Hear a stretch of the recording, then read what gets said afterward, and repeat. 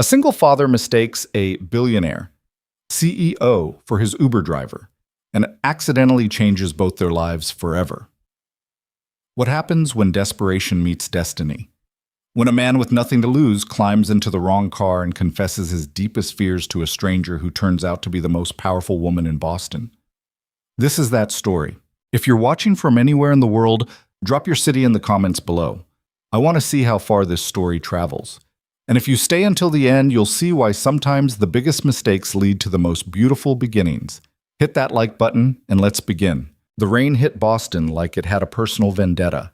Ethan Cole stood under the crumbling awning of a coffee shop that had closed 10 minutes ago, watching his phone screen like it held the answer to every problem in his life. The Uber app kept spinning, that little car icon circling and circling, mocking him with its refusal to find a driver. Driver canceled. He wanted to throw the phone into the street. "Come on," he muttered, jamming his thumb against the screen to request another ride. "Come on, come on, come on!" Nothing. His interview was in 40 minutes. 40 minutes to get across town to Carter Dynamics headquarters, and he was standing here soaked to the bone with a phone that might as well have been a paperweight. The October wind cut through his jacket, the same canvas thing he'd worn for 3 years because he couldn't afford to replace it. Water dripped from his hair into his eyes.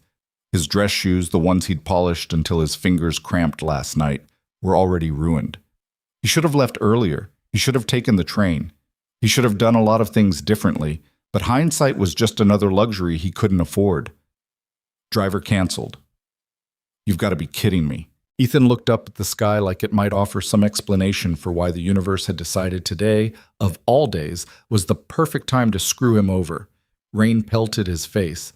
No answers came. His daughter's voice echoed in his head from this morning. "You're going to get the job, Daddy." "I know you are." Sophie had said it with such confidence, like she'd already decided how the story would end. 7 years old, and she still believed her father could do anything. He'd smiled and kissed her forehead and promised her pancakes for dinner when he got home, and now he was going to have to tell her that he'd failed before he even made it through the door. The thought made his chest tight. He refreshed the app again. The screen flickered. For one brief shining moment, it looked like a driver had accepted. Then, "No drivers available in your area." Damn it! A couple walking past gave him a wide berth, like his desperation might be contagious. He didn't blame them. He probably looked unhinged, drenched, wild-eyed, talking to himself on a street corner at 8 in the morning. He had 37 minutes now. Ethan shoved his phone into his pocket and started walking. Maybe he could flag down a regular cab. Maybe some miracle would happen and the trains would suddenly run faster. Maybe... A black sedan pulled up to the curb 20 feet ahead of him. Sleek, expensive. The kind of car that didn't belong on this street, where the potholes outnumbered the working streetlights. Rain sheeted off its polished surface like it had been designed to repel water on a molecular level. Ethan's brain made a connection it had no business making. That's got to be my ride. The app had glitched before. Maybe a driver had accepted and the notification just hadn't come through. It happened all the time, right? And this car, this beautiful, impossible car, was sitting right there with its engine running. He didn't let himself think about it too hard. Ethan ran. His shoes splashed through puddles, his jacket flapped behind him, and when he reached the car, he grabbed the rear door handle and yanked it open before anyone could tell him to stop. The interior smelled like leather and something faintly floral. Expensive perfume, maybe. Classical music played softly from speakers he couldn't see. Everything was warm and dry and perfect. He collapsed into the back seat, breathing hard. "Thank God," he gasped. "I'm so sorry I'm late. The app wasn't... I've been trying to get a ride for 20 minutes, and I really need to get to..." "Excuse me?" The voice came from the driver's seat. It wasn't the voice of someone who drove strangers around for a living. It was measured, controlled. The kind of voice that expected answers, not excuses. Ethan's stomach dropped. He looked up. The woman behind the wheel was turned halfway around in her seat, staring at him with an expression that fell somewhere between disbelief and irritation. She was younger than he'd expected, 30, maybe, with dark hair pulled back in a way that looked effortless and probably cost more than his rent. Her coat was charcoal gray, perfectly tailored. Her eyes were sharp. This was not his Uber driver. Ethan's mouth went dry. no. This is a private vehicle, the woman said slowly, like she was explaining something to a child. You need to get out. I am so sorry. He was already reaching for the door handle. I thought, the app said, I didn't mean to. You thought this was a ride share? Yes. I mean, I know that sounds insane, but I've been standing out there for half an hour and no one would pick me up. And then your car pulled up and I just assumed, I'm sorry. I'm an idiot. I'll get out right now. He pushed the door open. Rain immediately soaked his shoulder. Wait. Ethan froze. The woman was studying him now, her gaze moving from his ruined shoes to his drenched jacket to the folder he was clutching against his chest like it contained state secrets.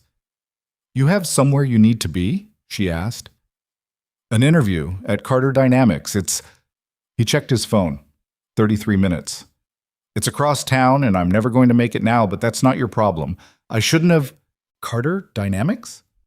Something shifted in her expression. Ethan couldn't read it. Yeah, he said. I know it's a long shot. I don't usually interview at places like that, but my recruiter said they were desperate for someone who understood supply chain logistics. And I figured, what's the worst that could happen, besides being late? That's probably the worst thing that could happen. He was rambling. He always rambled when he was nervous.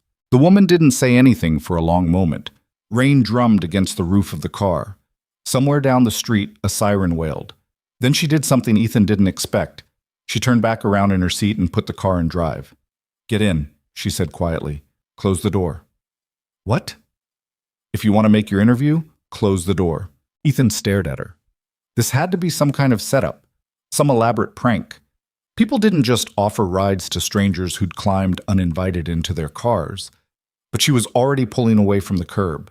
He yanked the door shut. The car accelerated smoothly into traffic, and Ethan sat there in stunned silence, trying to figure out what had just happened and whether he should be grateful or terrified. Thank you, he finally managed. You have no idea. You're literally saving my life right now. Put your seatbelt on. Right. Yes. Sorry. He fumbled with the belt, his hands still shaking from adrenaline and cold. The interior of the car felt like a different dimension, quiet, climate-controlled, impossibly clean. He was dripping all over the leather seats. I'll pay for detailing, he blurted out. I know I'm getting everything wet, and this is obviously a really nice car, so if there's any damage, It's fine. Her voice was calm, almost eerily calm. Like giving rides to panicked strangers was something she did every Tuesday. Ethan tried to sit still, but his leg wouldn't stop bouncing. He pressed his hand against his knee to make it stop. The folder in his lap was damp around the edges. He'd printed out his resume on nice paper, the kind that was supposed to make him look professional, and now it was probably ruined. Everything was ruined. No. Wait. He was in a car that was moving. That was something. I'm Ethan, by the way, he said, because sitting in silence felt worse than talking. Ethan Cole, that should have been the first thing I said, probably, before I invaded your car. The woman didn't offer her name. She just drove, her hands at 10 and 2 on the steering wheel, her eyes on the road. The classical music continued playing softly in the background, something with violins. Ethan didn't recognize it. I have a daughter, he continued, because apparently his mouth had decided to just keep going without consulting his brain. Sophie, she's 7. I left her with my neighbor this morning, Mrs. Chen. She's great. She watches Sophie sometimes when I have to work late, anyway. Sophie told me I'd get this job. She was so sure about it. She doesn't really understand how these things work, you know? She thinks if you want something bad enough, it just happens. He was doing it again, rambling. Sorry, he added quickly. I talk when I'm nervous. You don't have to. You're already doing me this huge favor. You don't have to listen to my whole life story. It's fine. That was all she said. Just those 2 words in that same calm, unreadable tone. Ethan watched the city slide past the window. They were making good time. The car moved through traffic like water, smooth and unhurried. He'd never been in a vehicle that drove this well. His own car, when it had still been running, had sounded like a garbage disposal full of rocks. What do you do? The woman asked suddenly. Ethan turned to look at the back of her head. Me? You said you understand supply chain logistics. Oh, yeah, Well, I used to work for a shipping company, maritime logistics mostly, import-export coordination. I was good at it too, but the company went under about 8 months ago, and I've been. He stopped himself. She didn't need to hear about the unemployment, the eviction notice he'd fought off last month, the nights he'd lain awake doing math in his head and watching the numbers refuse to add up. I've been looking for something stable, he finished. Something that'll let me actually be there for my kid. The woman nodded slightly but didn't respond. Ethan went back to staring out the window. His reflection looked ghostly in the rain-streaked glass, thin face, tired eyes, hair that had needed a cut 2 weeks ago. He'd done his best this morning, shaved carefully, ironed his shirt, put on the tie that Sophie said made him look like a spy. None of it mattered if he walked into that interview looking like he'd been fished out of the harbor. "Do you have kids?" he asked, then immediately regretted it. Too personal. They weren't friends. This wasn't a conversation. This was a stranger taking pity on him. "No." One word, flat, end of subject. "Right, sorry. I shouldn't have. Do you know anything about Carter Dynamics?" The question caught him off guard. "A little. I researched them last night. They're a major player in corporate logistics. Global operations, over 10,000 employees, contracts with half the Fortune 500. Their CEO is supposed to be some kind of genius. Turned the whole company around when she took over 5 years ago." "She?" "Yeah, Olivia Bennett. I read this article about her. She was like 25 when she became CEO. Youngest person to ever run a company that size. Pretty intimidating, honestly." He couldn't see the woman's expression from where he was sitting, but something about the set of her shoulders changed. "You're intimidated by her?" she asked. "I'm intimidated by the whole thing. I mean, look at me." Ethan gestured vaguely at himself. "I'm a guy who can barely keep his own life together. What am I doing interviewing at a place where people wear suits that cost more than my car used to?" "You said you were good at your job." "I was. I am. But that's different from fitting in somewhere like Carter Dynamics. Those people, they went to Harvard and Yale and whatever. They have connections and experience, and I don't know. I just feel like I'm going to walk in there and they're going to know immediately that I don't belong." The woman was quiet for a moment. Then she said, "Everyone feels that way sometimes." There was something in her voice that made Ethan think she wasn't just being polite. Like maybe she actually meant it. "Even people who drive cars like this?" he asked, trying to make it sound like a joke. "Even them." They turned onto a wider street. The rain was starting to let up, tapering from a downpour to a steady drizzle. Through the windshield, Ethan could see the skyline taking shape. Tall buildings with glass facades, the kind of architecture designed to make you feel small. "We're close," the woman said. Ethan's heart rate picked up. 22 minutes until his interview. He might actually make it. He might actually, impossibly, make it on time. "I can't thank you enough for this," he said. "Seriously. I know I already said that, but I mean it. You didn't have to stop. You could have just. Most people would have called the cops or something. Most people probably should have." It might have been a joke. Ethan couldn't tell. The car slowed as they approached a massive complex of buildings. Glass and steel and architectural ambition. A sign near the entrance read Carter Dynamics in letters tall enough to see from space. Ethan's stomach flipped. "This is it," he said, more to himself than to her. The woman pulled up to the main entrance where a covered walkway protected visitors from the weather. She put the car in park but didn't turn off the engine. Ethan reached for the door handle, then paused. "Can I?" He fumbled in his jacket pocket, pulling out his wallet. "Can I give you something? For gas? Or your time? Or, no. Please, I feel like I should. You don't owe me anything." Her tone left no room for argument. Ethan put his wallet away. He grabbed his folder, checked to make sure the resume inside was still legible, and opened the door. The air outside was cold but no longer hostile. The rain had gentled into something almost apologetic. He started to step out, then turned back. "I hope I didn't make you late for anything," he said. The woman looked at him in the rearview mirror. Their eyes met for the first time. Hers were dark and unreadable and entirely focused on him. "You didn't," she said. Something about the way she said it made Ethan think there was more to that sentence, but before he could figure out what, she gave him the smallest nod, a dismissal, or maybe permission, and he climbed out of the car. The door closed with a solid, expensive thunk. Ethan stood there on the sidewalk, watching the black sedan pull away and disappear into traffic. He still didn't know her name, didn't know why she'd helped him, didn't know anything except that she'd saved him from disaster and asked for nothing in return. He looked up at Carter Dynamics headquarters, 50 stories of glass and ambition. "Okay," he said quietly. "Let's do this." He walked through the doors. The lobby was the kind of space designed to make you feel insignificant. Marble floors, ceiling that went up and up and up. A reception desk that looked like it had been carved from a single piece of granite. Ethan's shoes squeaked on the polished floor. He approached the desk where a woman with perfect hair and a blazer that probably cost more than his monthly rent gave him a smile that didn't reach her eyes. "Can I help you?" "I have an interview, 9:30. Ethan Cole." She typed something into her computer. "Supply chain operations position?" "That's the one." 11th floor, check in with Margaret when you get there." "Thank you." He found the elevators, sleek, silent things that opened with a whisper, and rode up with 3 people in suits who didn't look at him once. They all got off on different floors. The doors opened and closed. The numbers climbed. 11. The hallway on the 11th floor was lined with photographs of important-looking people shaking hands with other important-looking people. Ethan walked past them, trying to look like he belonged.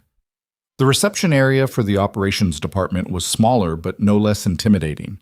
A woman who had to be Margaret sat behind a desk with a nameplate and a vase of fresh flowers. "Ethan Cole, like," he said before she could ask. "I'm here for the 9:30. "Yes." She gave him a once-over that lingered on his still damp jacket. "You can wait over there. They'll call you when they're ready."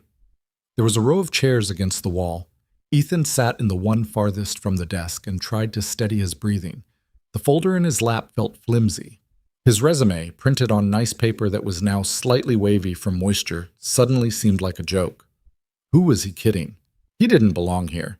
He didn't belong anywhere near here. But Sophie's voice was still in his head. "You're going to get the job, Daddy." He closed his eyes and tried to believe her. 5 minutes passed. Then 10. "Mr. Cole?" Ethan's eyes snapped open. Margaret was standing now, gesturing toward a door. "They're ready for you." He stood up. His legs felt unsteady. "Through there," Margaret said. "Conference room B." Ethan nodded.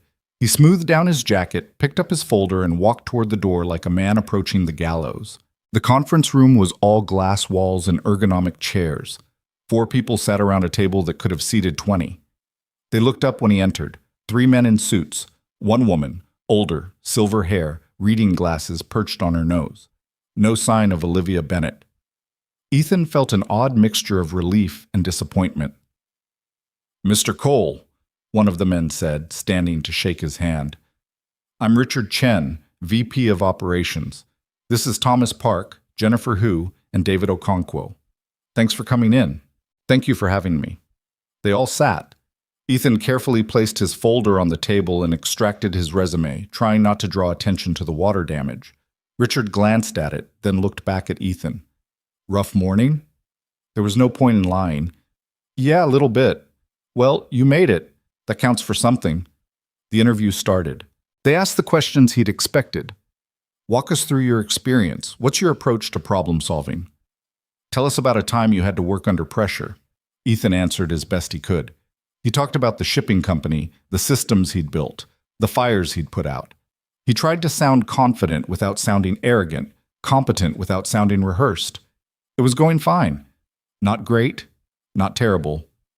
Fine. Then Jennifer spoke up. "We're having an issue," she said, leaning forward. "One of our major clients, an automotive manufacturer, has a facility in South Carolina. They need parts shipped from our warehouse in Newark, assembled at a facility in Detroit, then delivered to South Carolina within a 72-hour window. We've been missing that window by an average of 18 hours for the past 3 months." She slid a sheet of paper across the table. It was covered in numbers, routes, delivery schedules. "Our analysts have been looking at this for weeks," she continued. "We've tried adjusting the Newark departure times, rerouting through different hubs, even bringing in a consultant. Nothing's worked. Any thoughts?" Ethan picked up the paper. He scanned the numbers, the routes, the schedules, and he saw it immediately.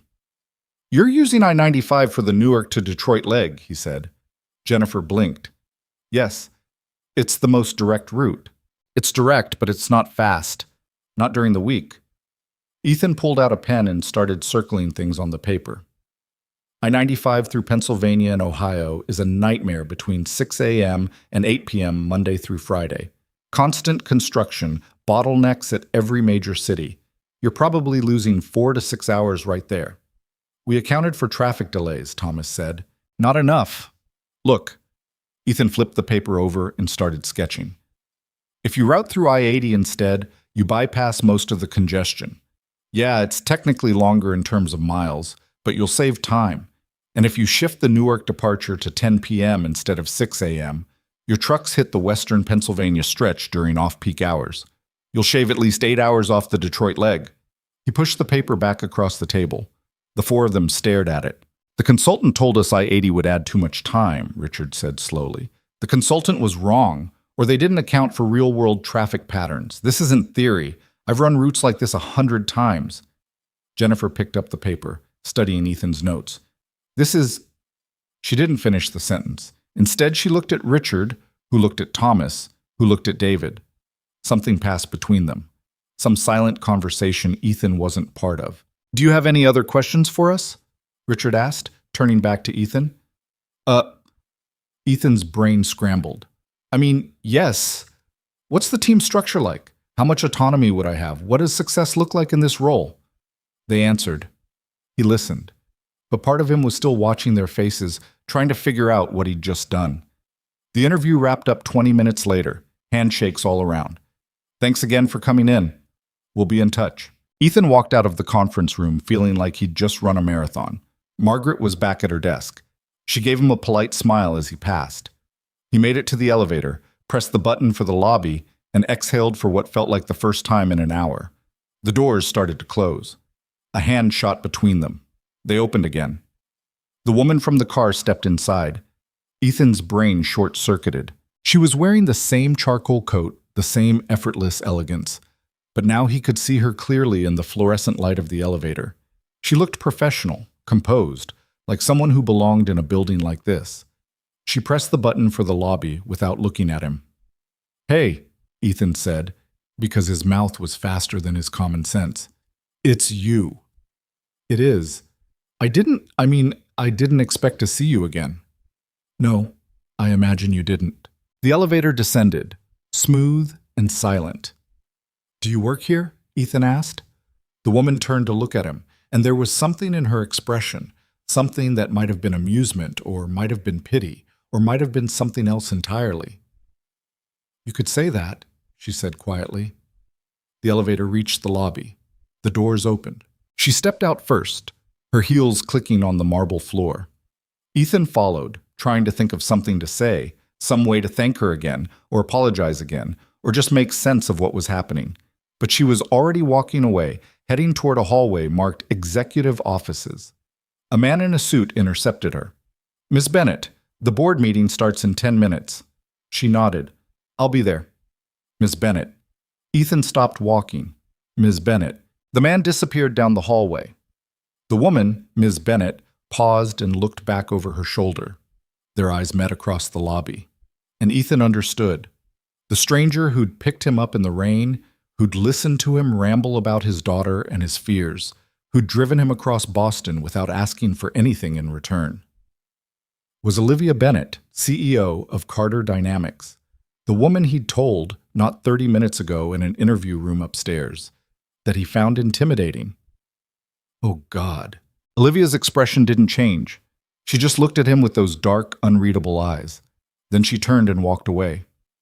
Ethan stood there in the lobby, frozen, mortified, replaying every single word he'd said in that car, every stupid, rambling, oversharing word. His phone buzzed in his pocket. He pulled it out, still in a daze. A text from Mrs. Chen. Sophie wants to know how it went.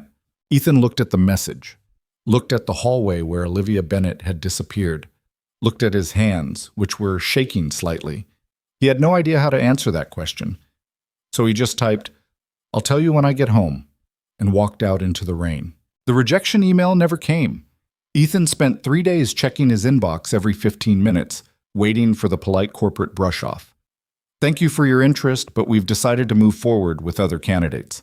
He'd gotten enough of those to recognize the template, but his inbox stayed empty. On Thursday afternoon, his phone rang. Unknown number. He almost didn't answer.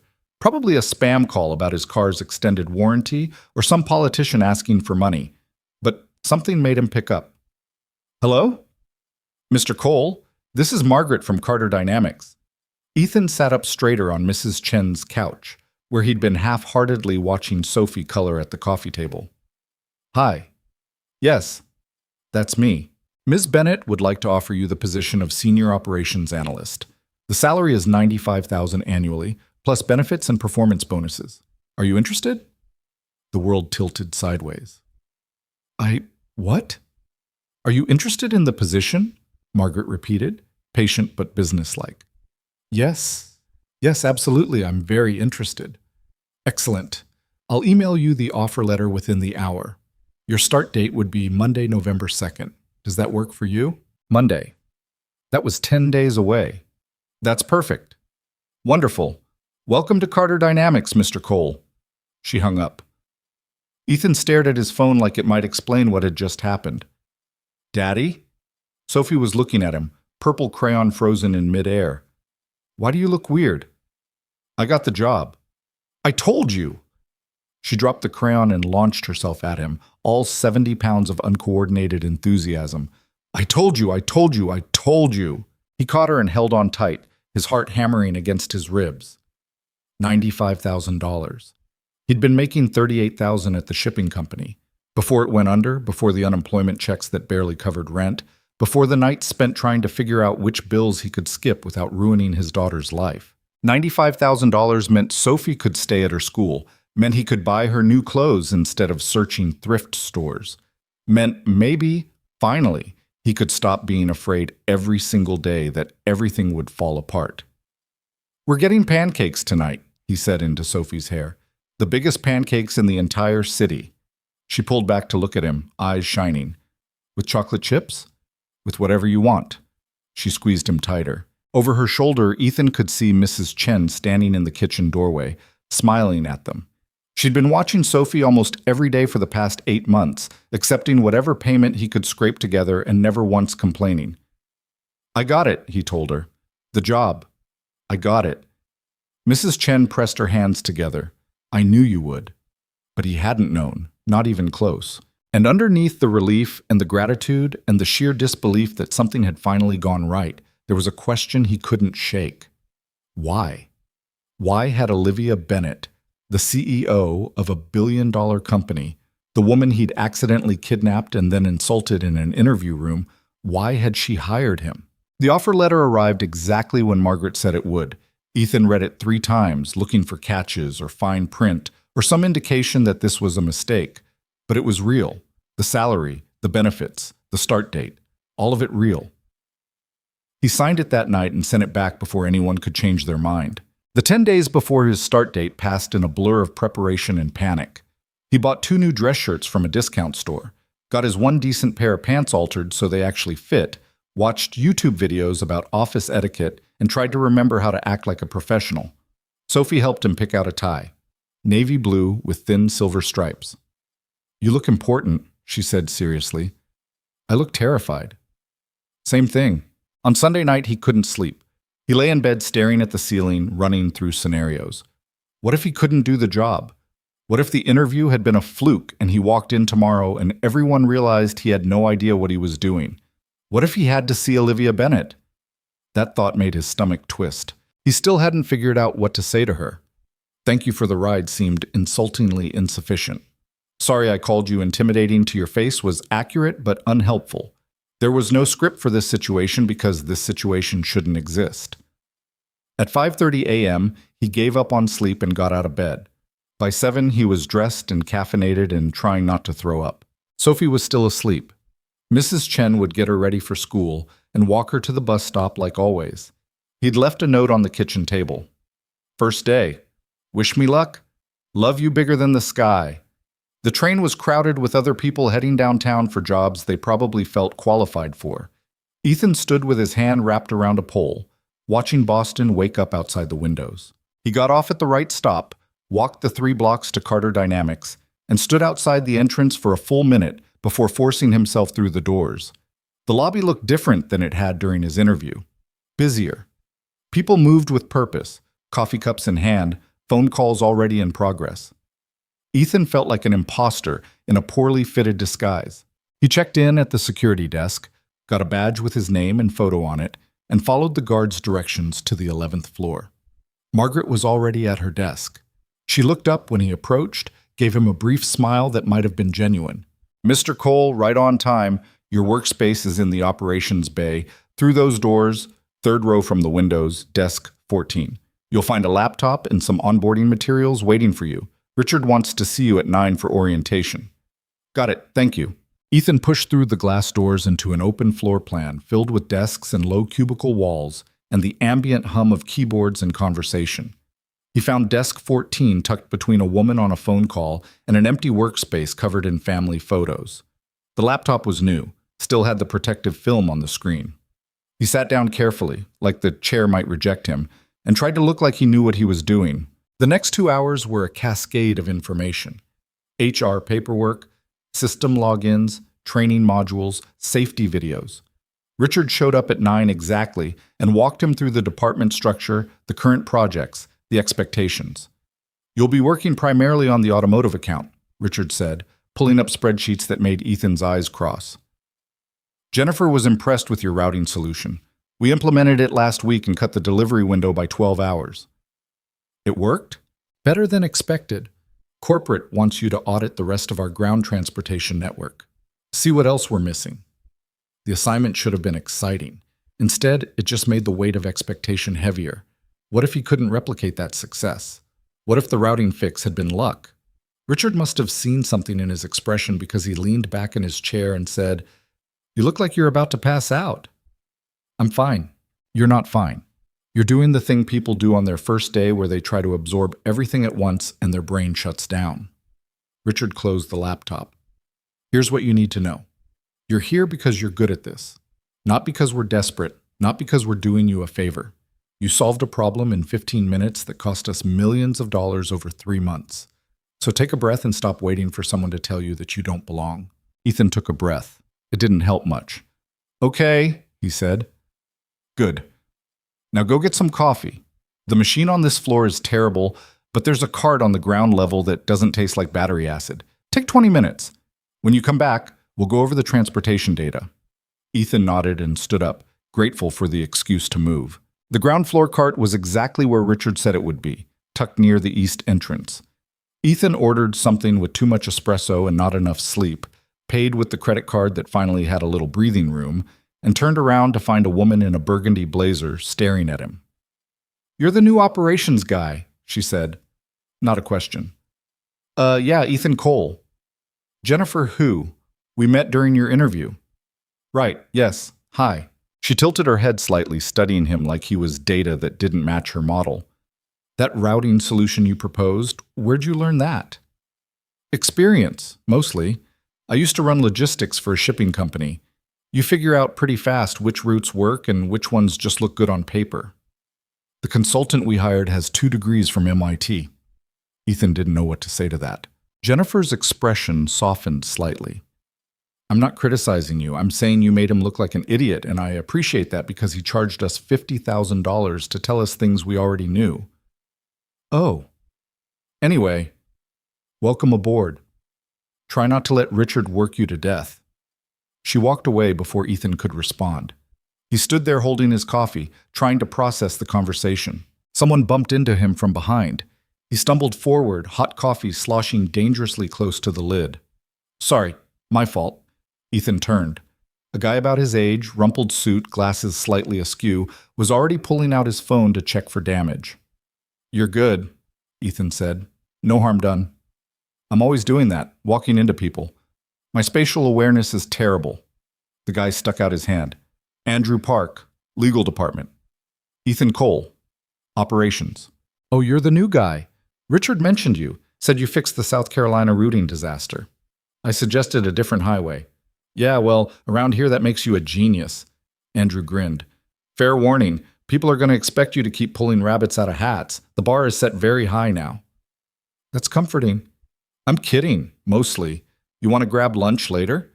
There's a place 2 blocks away that does decent banh mi. The offer caught Ethan off guard. He'd expected his first day to be isolating, full of people who were too busy or too important to bother with someone new.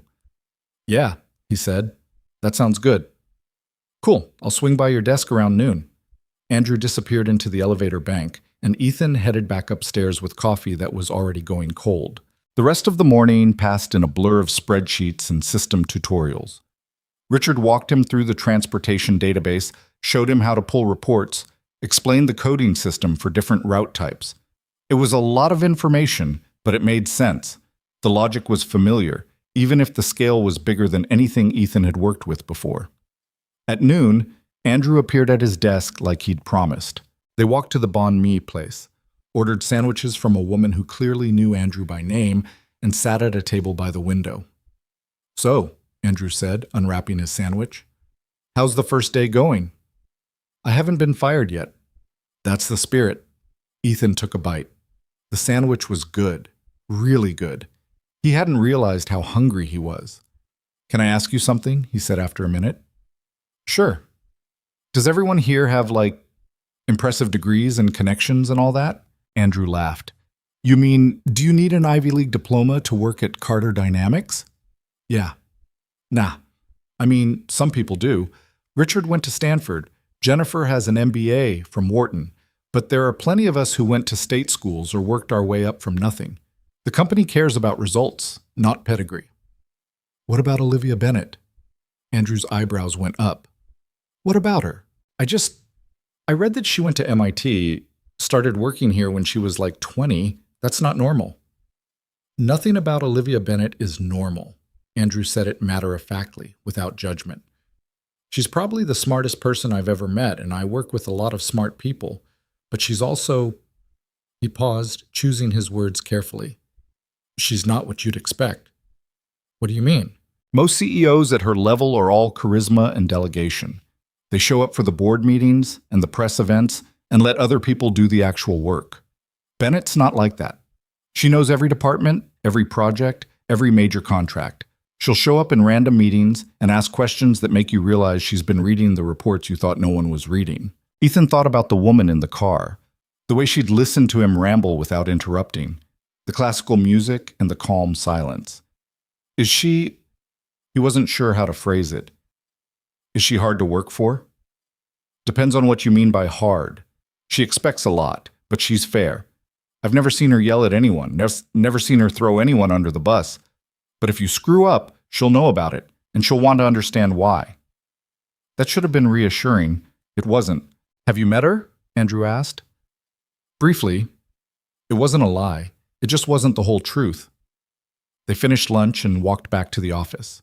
Ethan spent the afternoon building queries and running reports, cross-referencing delivery times with traffic patterns, looking for inefficiencies in the system. He found 3 within 2 hours. By the time 5 o'clock rolled around, his brain felt like overcooked pasta, but he'd flagged a dozen routes that could be optimized. He sent the preliminary report to Richard and shut down his laptop. The office had emptied out. Most people cleared out right at 5. Ethan grabbed his jacket and headed for the elevators. The doors opened on the ground floor, and he nearly walked straight into Olivia Bennett. She was standing just outside the elevator, phone in hand, mid-conversation with someone Ethan didn't recognize. Their eyes met. For a second, neither of them moved. Then Olivia said something to the person she was with, Ethan didn't catch what, and stepped aside to let him pass. "Excuse me," she said quietly. "You should have said something. Thank you. Or hello. Or literally anything that acknowledged the surreal fact that they'd spent 30 minutes together in a car 2 weeks ago." But his mouth didn't work. He just nodded and walked past her, heart pounding, face burning. Outside, the October air felt like a slap. He sucked in a breath and started walking toward the train station, replaying the encounter on loop. She'd looked right at him, and said nothing. Maybe she didn't remember. Maybe picking up desperate strangers in the rain was something she did regularly, and he hadn't been memorable enough to stick. Or maybe she remembered perfectly well and had decided the most professional thing to do was pretend it had never happened. Ethan wasn't sure which option made him feel worse. His phone buzzed. Text from Sophie. "How was work?" He smiled despite everything. "Good," he typed back. "Tell you all about it when I get home."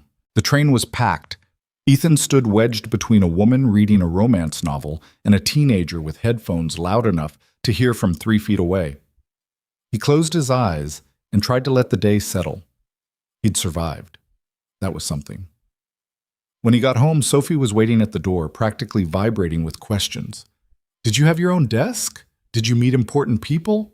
Did anyone yell at you?" "Yes, yes, and no." "What's your desk like?" "It's a desk. It has a computer and a chair and a little bin for trash." She looked disappointed by the lack of drama. Mrs. Chen emerged from the kitchen, wiping her hands on a towel. "There's rice and chicken in the fridge. Sophie already ate, but I saved some for you." "You're a saint." "I'm a neighbor. There's a difference." But she smiled when she said it. After Mrs. Chen left and Sophie was in bed, Ethan sat at the kitchen table with reheated chicken and a beer he'd been saving for a special occasion. The apartment was quiet. The radiator clanked occasionally. Outside, someone was arguing in a language he didn't understand.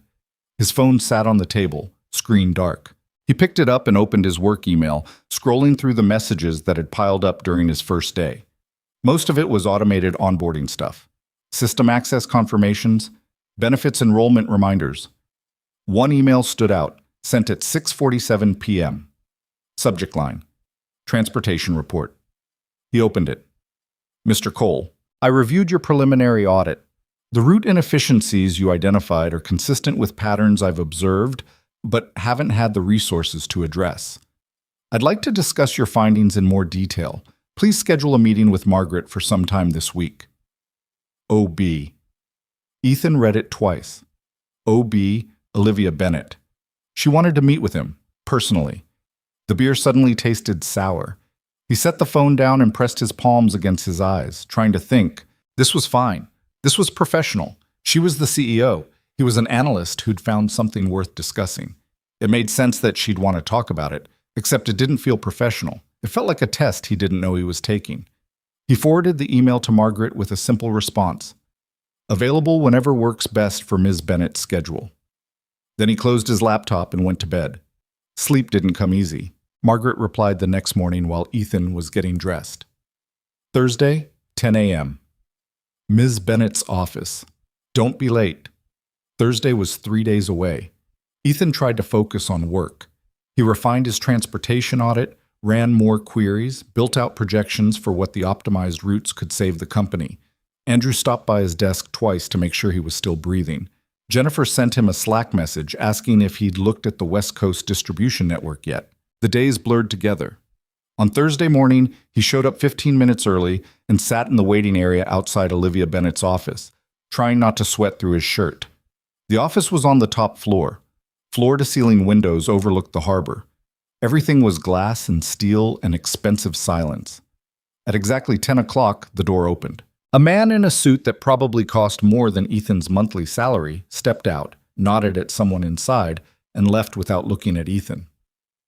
"Mr. Cole?" Olivia's voice. Ethan stood up too fast and nearly knocked over the chair. "Yes. Hi. Good morning." "Come in." He walked into her office on legs that felt like they belonged to someone else. The space was bigger than his apartment. One wall was all windows. The opposite wall had built-in shelves filled with books and awards and objects Ethan didn't have time to identify. A desk that looked like it had been carved from a single piece of dark wood sat in the center. Olivia was standing near the windows, silhouetted against the Boston skyline. She turned to face him. "Close the door," she said. He did. "Sit." There were 2 chairs facing her desk. Ethan sat in the one on the left and tried to remember how to breathe. Olivia walked over and sat across from him, not behind the desk but in the other chair, like this was a conversation between equals. It wasn't. "I read your full report," she said, pulling out a tablet.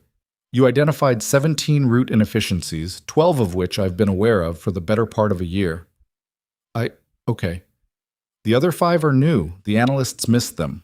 Ethan wasn't sure if that was good or bad. Your projections estimate a total savings of $8 million annually if we implement all 17 changes. That's conservative.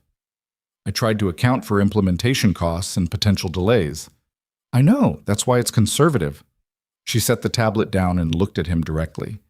Why didn't you mention any of this during your interview? The question caught him off guard. I didn't know about it during the interview. I only found this stuff after I started looking at the data. But you knew our systems were inefficient. He stopped, tried to figure out what she was asking.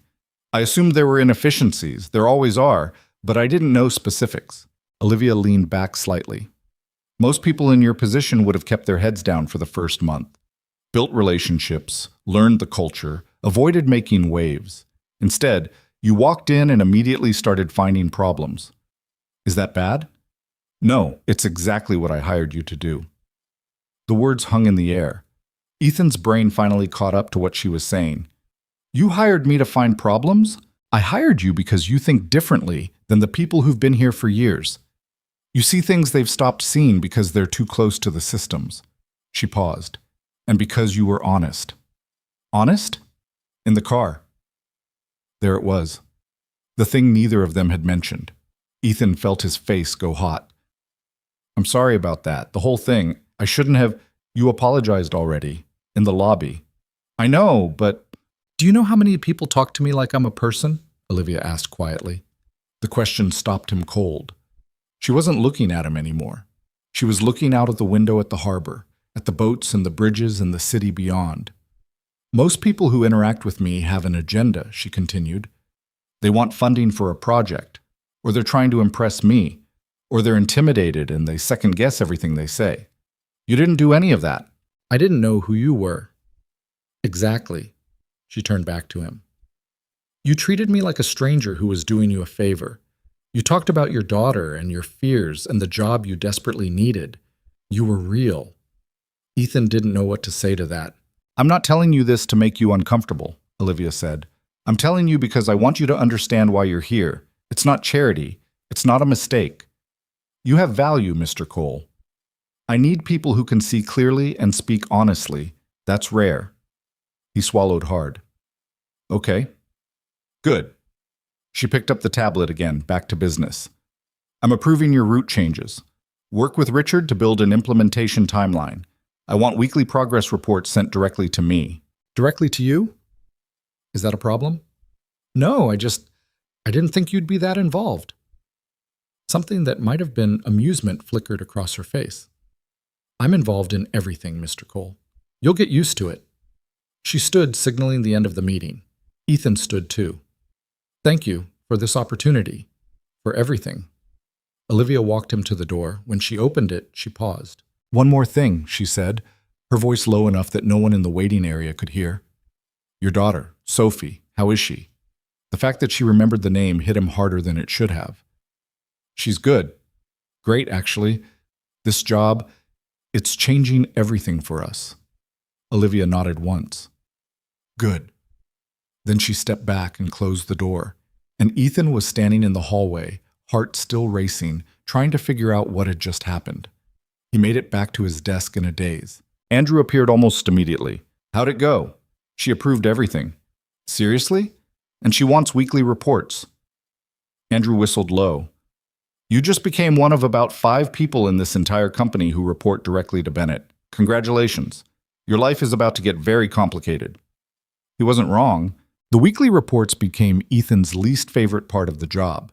Not because they were difficult, he could pull the data and write the analysis in his sleep by the 3rd week, but because every Friday at 4 o'clock, he had to send an email directly to Olivia Bennett, and every Friday at 4:15 she'd respond with questions that made him realize he'd missed something. What's causing the delay in the Philadelphia hub? Have you factored in seasonal weather patterns for the northern routes? The Milwaukee projection seems optimistic. Show me your math. She wasn't mean about it. She was just relentlessly thorough in a way that made Ethan feel like he was being tested every single week. By mid-November, the route optimizations were saving the company $6 million. Richard kept telling him he was doing great. Jennifer stopped by his desk to compliment his work. Andrew bought him lunch twice a week and kept saying Ethan was making the rest of them look bad. But none of it felt real. Ethan still woke up some mornings convinced he'd get to work and find out it had all been a mistake. That someone in HR would pull him aside and explain that they'd meant to hire a different Ethan Cole, one who actually knew what he was doing. The money helped. He'd paid off 2 credit cards, caught up on Sophie's medical bills from last year, and bought her new winter clothes that actually fit. Mrs. Chen had refused payment 3 times before he'd finally just left cash in her mailbox with a note that said, "Please, you've earned this."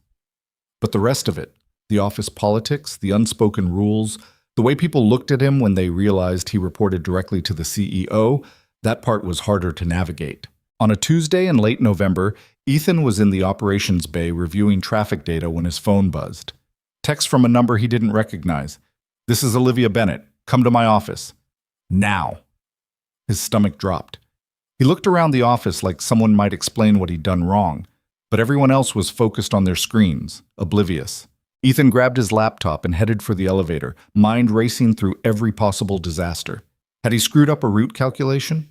Missed a deadline? Said something inappropriate in a report? The top floor was quiet when he arrived. The receptionist waved him through without comment, like she'd been expecting him. Olivia's door was open. She was standing at her desk, looking at something on her computer screen, dressed in a navy suit that probably cost more than his first car. When she saw him, she gestured him inside and closed the door herself. "Sit." He sat. Olivia pulled up a chair across from him, and for a second Ethan was transported back to that first meeting when she'd told him he was here because he was honest. "I need you to go to Detroit," she said without preamble. "Detroit? One of our largest manufacturing clients is threatening to pull their contract. They claim we've been missing delivery windows and damaging inventory. I've reviewed the data and their claims don't match our records, but they're insisting on an in-person meeting to resolve it." "Okay, when?" "Tomorrow. You'll fly out in the morning, meet with their operations team, and figure out what's actually happening." Ethan's brain stuttered. "Me? Shouldn't someone more senior? You know our transportation network better than anyone in the building right now. If there's a problem, you'll find it. If they're lying, you'll know." "What if I can't?" "Mr. Cole." She looked at him steadily. "I'm not asking if you can do this. I'm telling you that you can. The question is whether you trust me." He wanted to say yes immediately, but the truth was harder. "I don't know if I trust myself," he said quietly. Something shifted in her expression. Not sympathy exactly, more like recognition. "I was 25 when I became CEO," Olivia said. "Everyone told me I was too young, too inexperienced, too female. The board fought me on every decision for the first 2 years. I spent most of that time convinced I was going to fail." Ethan hadn't expected her to say that. "What changed?" he asked. "I stopped waiting for permission to be competent." She stood and walked to her desk, pulling out a folder. "Your flight leaves at 7 a.m. Margaret has your itinerary and hotel information. The meeting is at 2 p.m. local time. I'll be on the phone if you need me." She handed him the folder. Their fingers brushed for a second. Ethan pulled back like he'd been shocked. If Olivia noticed, she didn't show it. "Don't let them intimidate you," she said. "You know the data. Trust it." He nodded, throat tight. "Anything else?" "No, I'll handle it." "I know you will." He left her office with the folder clutched in his hand and the distinct feeling that he'd just been thrown into deep water to see if he could swim. That night, Ethan sat Sophie down at the kitchen table and tried to explain that he had to go away for work. "How long?" she asked, suspicious. "Just one night. I'll be back Thursday." "Where are you going?" "Detroit." "Is that far?" "It's a plane ride away." Her face fell. "I've never been on a plane." "I know. Maybe someday we'll go somewhere together. Somewhere fun." "Like Disney World?" "Maybe not that fun, but somewhere." Sophie picked at the edge of her placemat. "Mrs. Chen says you're important now." "Mrs. Chen is very generous with compliments." "Are you?" "Am I what?" "Important." Ethan looked at his daughter, small and serious, and looking at him like he had answers to questions he barely understood. "I don't know," he said, honestly. "But my boss thinks I can do this, so I'm going to try." "What if you mess up?" "Then I'll fix it." She seemed to accept that. "Can you bring me back a present?"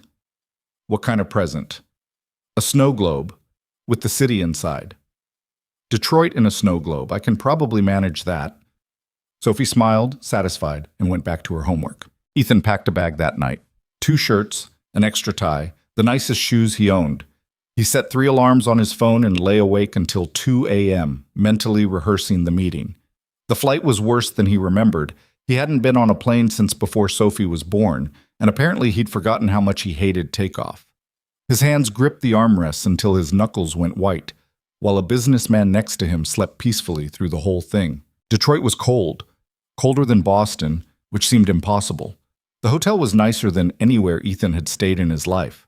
The room had a king-size bed and a view of the river and complimentary coffee that actually tasted good. He dropped his bag, checked his watch, and realized he had 4 hours until the meeting. He spent 2 of them reviewing the data. The client's complaints were specific. 12 shipments over the past 6 weeks had arrived late and damaged. But according to Carter Dynamics records, all 12 had been delivered on time and intact. Someone was lying, or the data was wrong. Ethan pulled up the tracking logs, cross-referenced them with driver reports and warehouse timestamps. Everything matched. No delays, no damage reports, no flags in the system. But something felt off. He dug deeper, pulling up the actual route manifests. The trucks had all departed on schedule, followed the correct routes, arrived within the delivery windows. Perfect. Too perfect.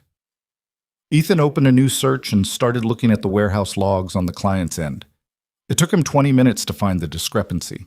The shipments weren't being logged as received until 6 to 8 hours after the trucks left, and in 3 cases, the damage reports were filed before the trucks even arrived. Someone at the client's warehouse was falsifying records.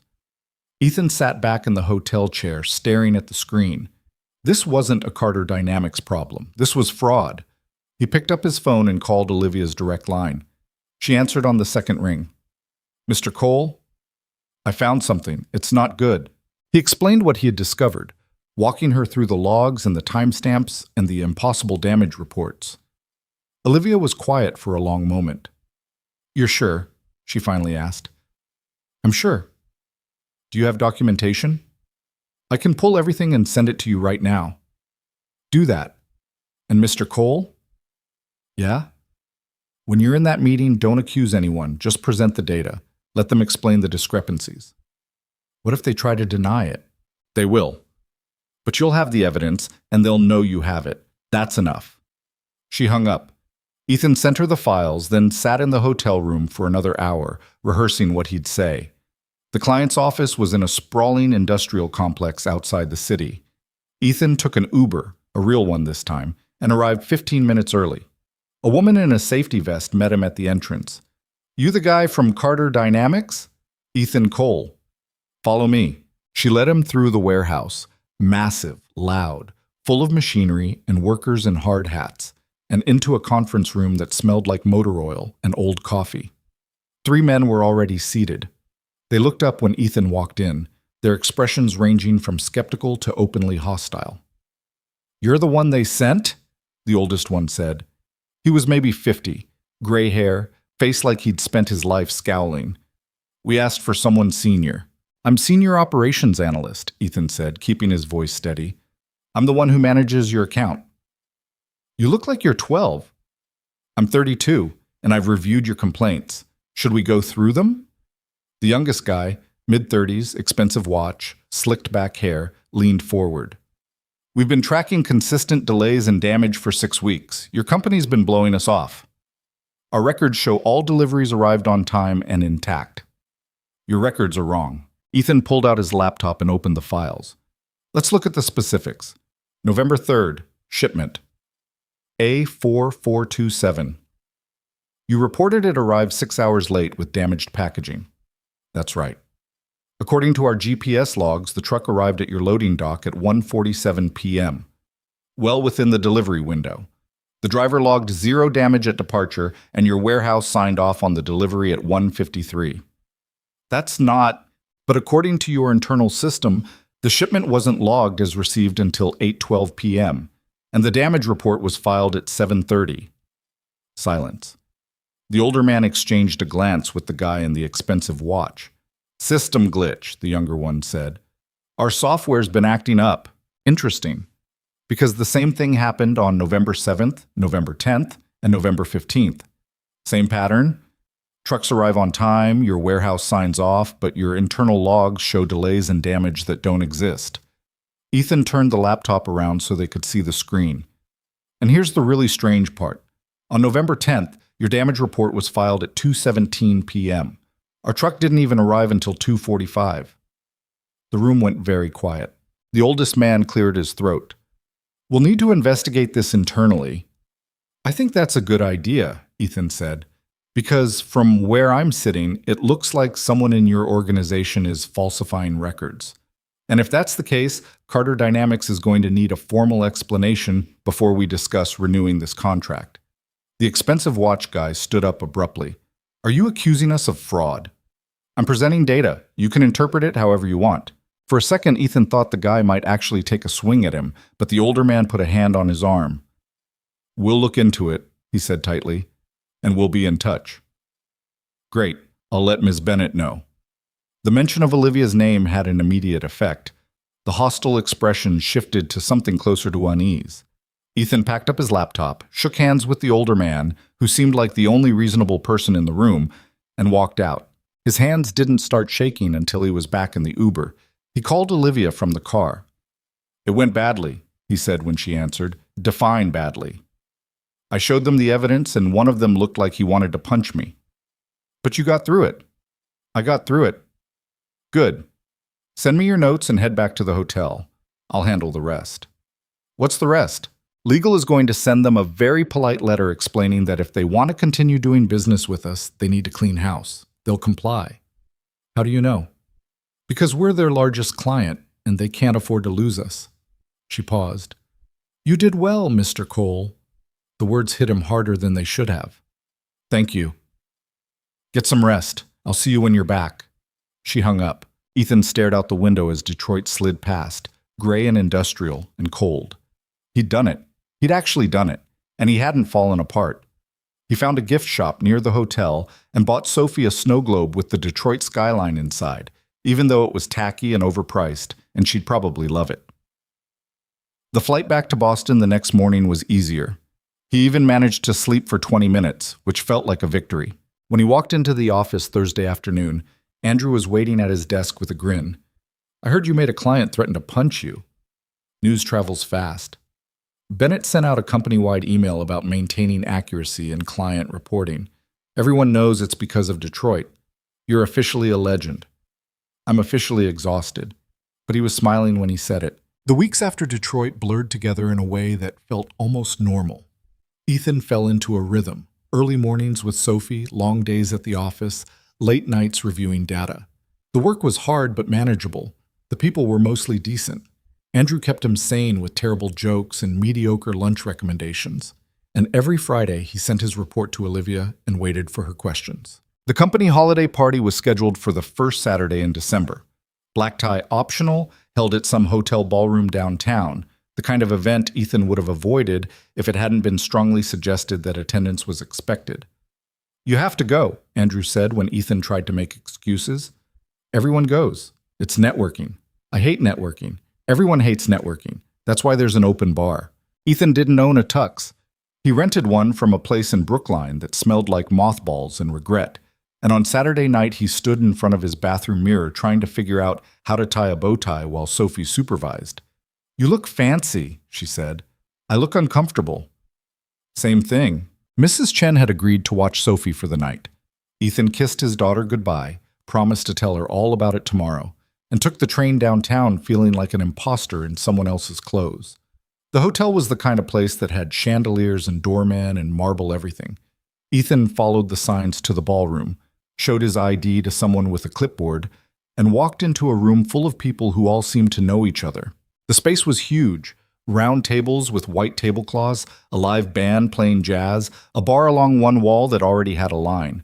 Everyone was dressed like they'd stepped out of a magazine. Ethan immediately wanted to leave. "Cole!" Andrew appeared out of the crowd, already holding a drink. "You made it! Come on, I'll introduce you to people."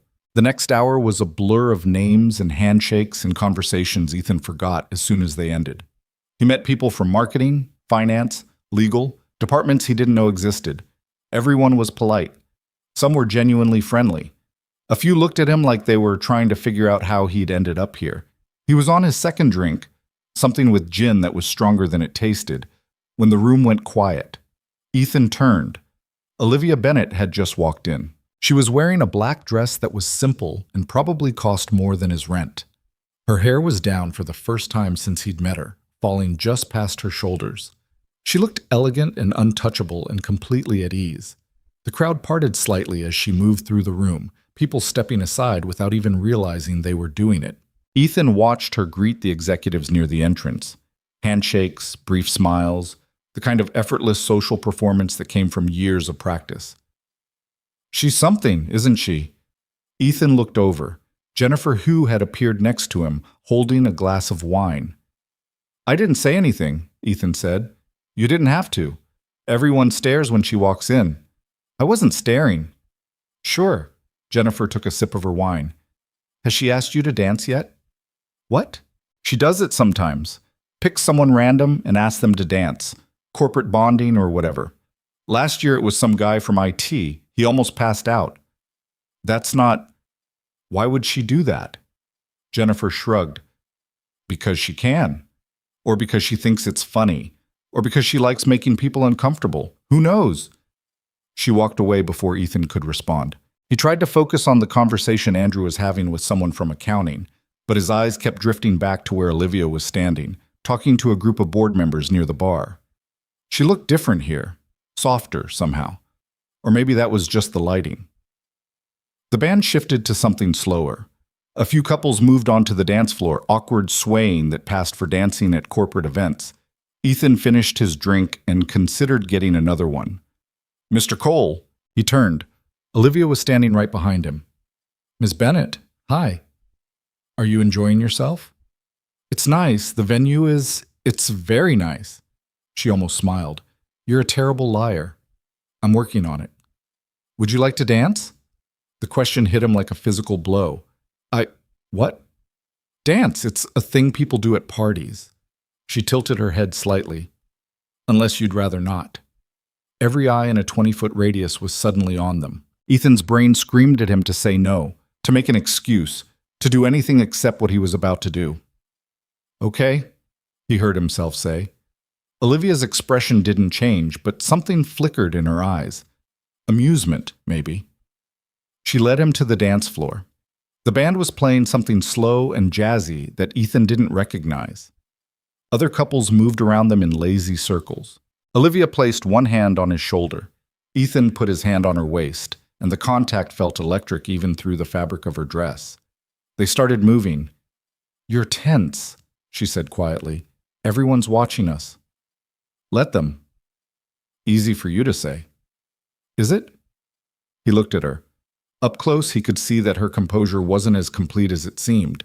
There was something uncertain in the way she held herself, like she was waiting for him to pull away. Why did you ask me to dance? He said. Because I wanted to. That's not an answer. It's the only one I have. They moved in silence for a moment. The music swelled and faded. Ethan tried not to think about how many people were probably taking pictures right now. Detroit went well, Olivia said. You already told me that. I'm telling you again. You handled a difficult situation and didn't back down. That matters. I was terrified the entire time. I know, you did it anyway. Something in her voice made him look at her again. She was watching him with an expression he couldn't read. You're going to have to stop doubting yourself eventually, she said. It's getting exhausting. For you or for me? Both. The song was ending. Other couples were already stepping apart, heading back to their tables. Ethan should have let go. Instead, he said, Can I ask you something? You just did. Why me? Really?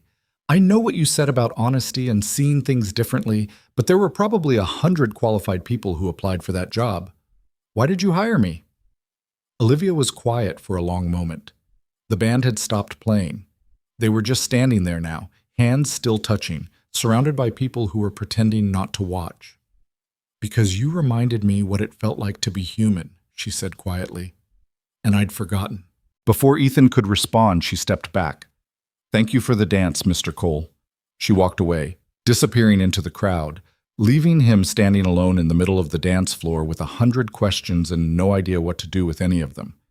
Andrew materialized at his elbow. "What did she say to you?" "I have no idea." But his hands were still shaking when he went to get another drink. The Monday after the party, Ethan arrived at work to find an email waiting for him.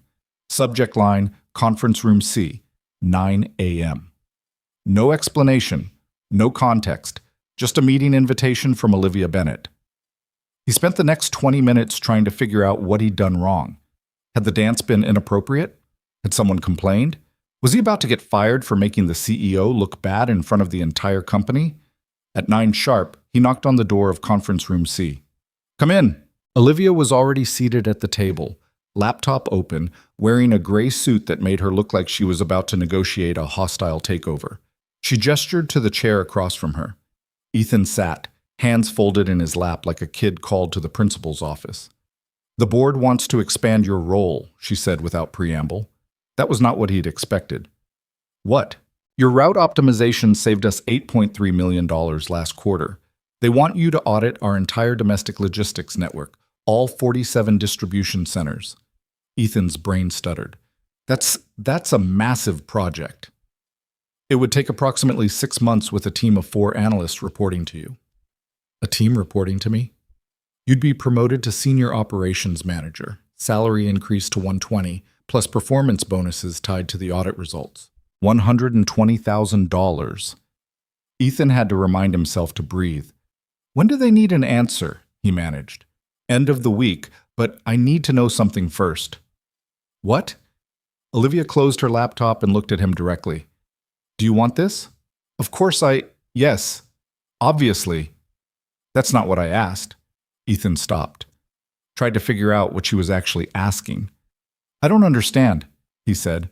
"This promotion will consume your life for the next 6 months.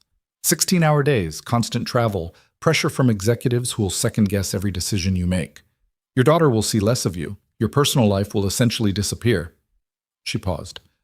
"So I'm asking, is that what you want?" The question landed like a punch. Nobody had ever asked him that before. Every other job, every opportunity, it had always been about whether he was qualified, whether he could handle it, whether he should be grateful for the chance. Nobody had asked if it was what he actually wanted. "I need the money," he said finally. "That's not an answer." "It's part of one." Olivia leaned back in her chair. "Tell me the rest." Ethan looked down at his hands. "I want Sophie to have stability. I want her to not worry about whether we can afford groceries or if we're going to lose the apartment. I want to give her the kind of childhood where she doesn't have to understand what a disconnect notice is." "And what do you want for yourself?" The question caught him off guard. "I don't know," he admitted. "I've spent so long just trying to survive that I'm not sure I know how to want things anymore." Olivia was quiet for a moment. When she spoke again, her voice was softer than he'd ever heard it. "I was 23 when my father died and left me his company. I didn't want it. I wanted to finish my doctorate and teach engineering at a university somewhere quiet. But the board needed someone from the family to take over, and I was the only option. So I said yes because it was practical, because it was responsible, because it's what everyone expected." She looked out the window at the Boston skyline. 5 years later, I'm running a billion-dollar company, and I can't remember the last time I did something just because I wanted to. Everything is calculated risk and strategic planning and what's best for the shareholders." She turned back to him. "Don't make that mistake. If you take this promotion, take it because you want the challenge, not just because you need the paycheck." Ethan didn't know what to say to that. "Can I think about it?" he asked. "You have until Friday." She stood, signaling the end of the meeting. Ethan stood too, but didn't leave. "At the party," he said, "when you said I reminded you what it felt like to be human, what did you mean?" Olivia's expression shifted to something unreadable. "I meant exactly what I said. That's not, 'We're done here, Mr. Cole.' It wasn't harsh, but it was final." Ethan left the conference room more confused than when he'd entered. That night, he tried to talk to Sophie about the promotion. She was at the kitchen table doing math homework, tongue sticking out slightly in concentration. "Hey, Bug, can I ask you something? Is it about fractions? Because I hate fractions." "It's not about fractions. It's about work." She looked up. "Did you get fired?" "What?" No, why would you think that? You look worried. You always look worried when something bad happens. Ethan sat down across from her. I'm not fired. The opposite, actually. They want to promote me. Sophie's face lit up. That's good, right? Yeah, it's good, but it means I'd have to work more, travel sometimes, be away from home. Her expression dimmed. How much more? I don't know yet. Maybe a lot. Sophie picked at the edge of her worksheet. Would we still have Pancake Fridays? They'd started that tradition 2 months ago. Every Friday night, no matter what, they made pancakes together and watched a movie. It was the one thing Ethan had promised wouldn't change. I'd make sure we did, he said. Promise? Promise. She seemed to accept that. Then you should do it. The promotion thing. You sure? You're good at your job, Daddy. Mrs. Chen says so. And if they want to pay you more money, that's because you're worth it. Sometimes his 7-year-old daughter was smarter than he'd ever be. When did you get so wise? He asked. I've always been wise. You just don't listen. He reached across the table and ruffled her hair. She swatted his hand away but smiled when she did it. Wednesday afternoon, Ethan was reviewing distribution reports when Andrew dropped into the chair next to his desk. So, Andrew said, you and Bennett. Ethan didn't look up from his screen. There is no me and Bennett. You danced with her at the party. She asked. I said yes. That's how dancing works. Nobody just asked the CEO to dance. She asked me. Exactly. Andrew leaned forward conspiratorially. People are talking. People need hobbies. I'm serious. Half the office thinks you're sleeping with her. Ethan's head snapped up. What? You report directly to her. You got promoted out of nowhere. She singles you out at company events. People are connecting dots. Those dots don't connect to anything. I know that. You know that. But perception is reality in corporate America, my friend. Ethan closed his laptop. What am I supposed to do about it? Nothing. Just be aware. And maybe don't dance with her again unless you want the rumor mill to explode. After Andrew left, Ethan sat at his desk feeling sick. He hadn't done anything wrong. Neither had Olivia. But he could already see how it looked from the outside. Young guy with no credentials gets hired by attractive female CEO, gets promoted rapidly, receives special treatment. It didn't matter that none of it was true. It just mattered that it looked bad. Thursday morning, he was still trying to figure out what to do about it when his phone rang. Olivia. Mr. Cole, I need you to come to my office. Is everything okay? Just come up. She hung up. Ethan took the elevator to the top floor with a growing sense of dread. Olivia's door was closed when he arrived. He knocked. Come in. She was standing at the window, arms crossed, staring out at the harbor. She didn't turn around when he entered. Close the door, she said. He did. Have you heard the rumors? She asked. So she knew. Andrew mentioned something, Ethan said carefully. People think we're involved. Yeah. Are you concerned about that? I'm concerned about what it means for you, for your reputation. Now she turned around. My reputation? You're the CEO. If people think you're showing favoritism because of some personal thing that undermines everything you've built here. Olivia studied him for a long moment. What about your reputation? She asked. I don't have one. I'm nobody. You're not nobody. Compared to you, I am. She crossed the room and sat on the edge of her desk, closer to him than she'd been since the dance. Let me be clear about something, she said quietly. I hired you because you were qualified. I promoted you because you earned it. And if I've given you opportunities, it's because you've proven you can handle them. None of that has anything to do with whatever people think is happening between us. I know that. Do you? Ethan met her eyes. Yes. Good. Because I'm not going to defend my professional decisions to people who are more interested in gossip than results, and neither should you. But if the board thinks you're a valuable asset, the numbers don't lie. Numbers can be interpreted however people want to interpret them. Then let them interpret. Olivia's voice was firm. I'm offering you this promotion because you're the best person for the job. If you turn it down because you're afraid of what people might say, that's your choice. But don't do it because you think you're protecting me. I don't need protection. She was right. He knew she was right. But it didn't make the decision easier. I need to think about it, he said. You have until tomorrow. I know. He turned to leave. Ethan. He stopped. She never used his first name. For what it's worth, she said quietly, I think you'd be good at this. The promotion, leading a team, making decisions that matter. You're better at it than you think you are. Something in her voice made his chest tight. Thank you, he managed. He left before he could say something stupid. That night, Ethan lay awake thinking about everything that had happened in the past 2 months. The interview, the car ride, the job offer, Detroit, the dance, every moment that had led him here. He thought about Olivia's question. What do you want? Not what did he need, not what was practical, what did he actually want? The answer came easier than he expected. He wanted to be good at something again. He wanted to prove that the past 8 months of failure and fear and barely holding on hadn't broken something essential inside him. He wanted Sophie to see him succeed. And if he was being honest, really honest, he wanted to understand why a woman like Olivia Bennett saw something in him worth believing in. Friday morning, he sent her an email before he could change his mind. I accept the promotion. When do I start? Her response came 30 seconds later. Monday. Margaret will send you the details. That was it. No congratulations, no elaboration, just confirmation.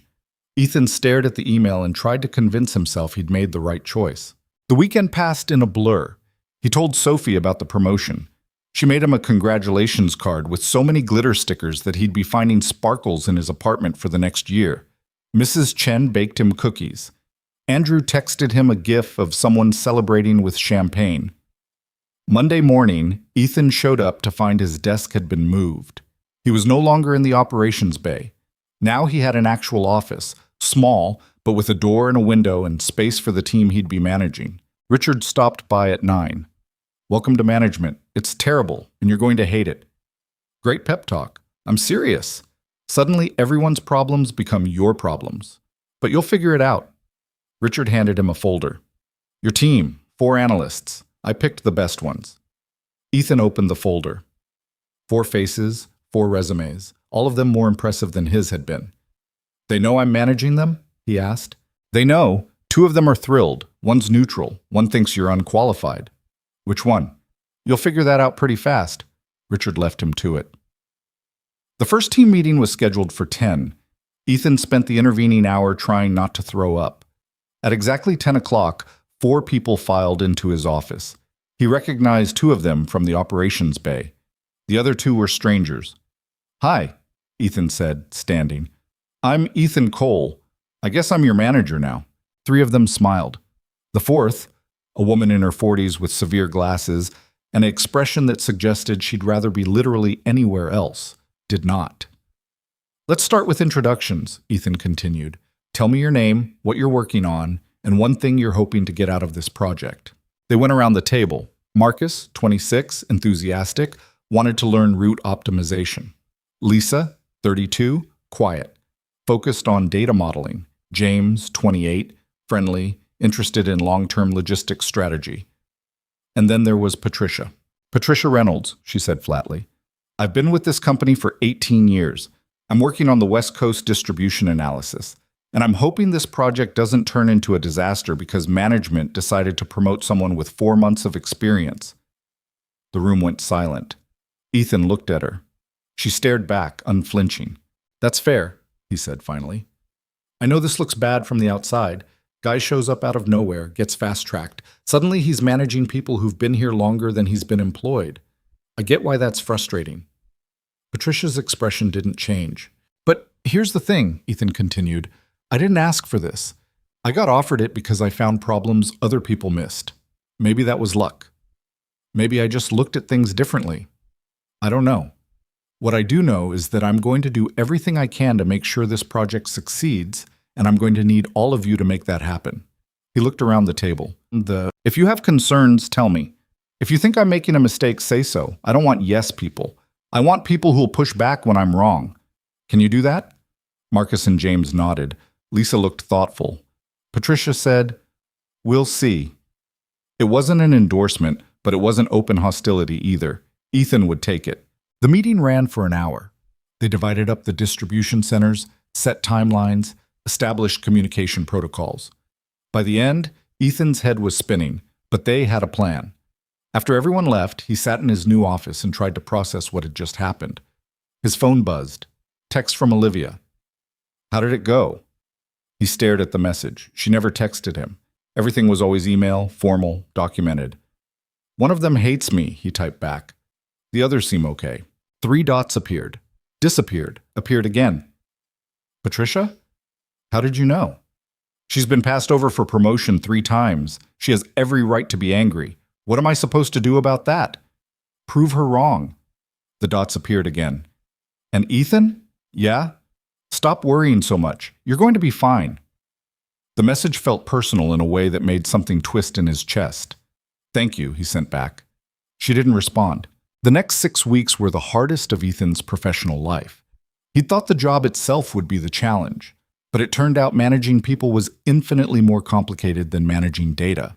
Marcus was brilliant but needed constant validation.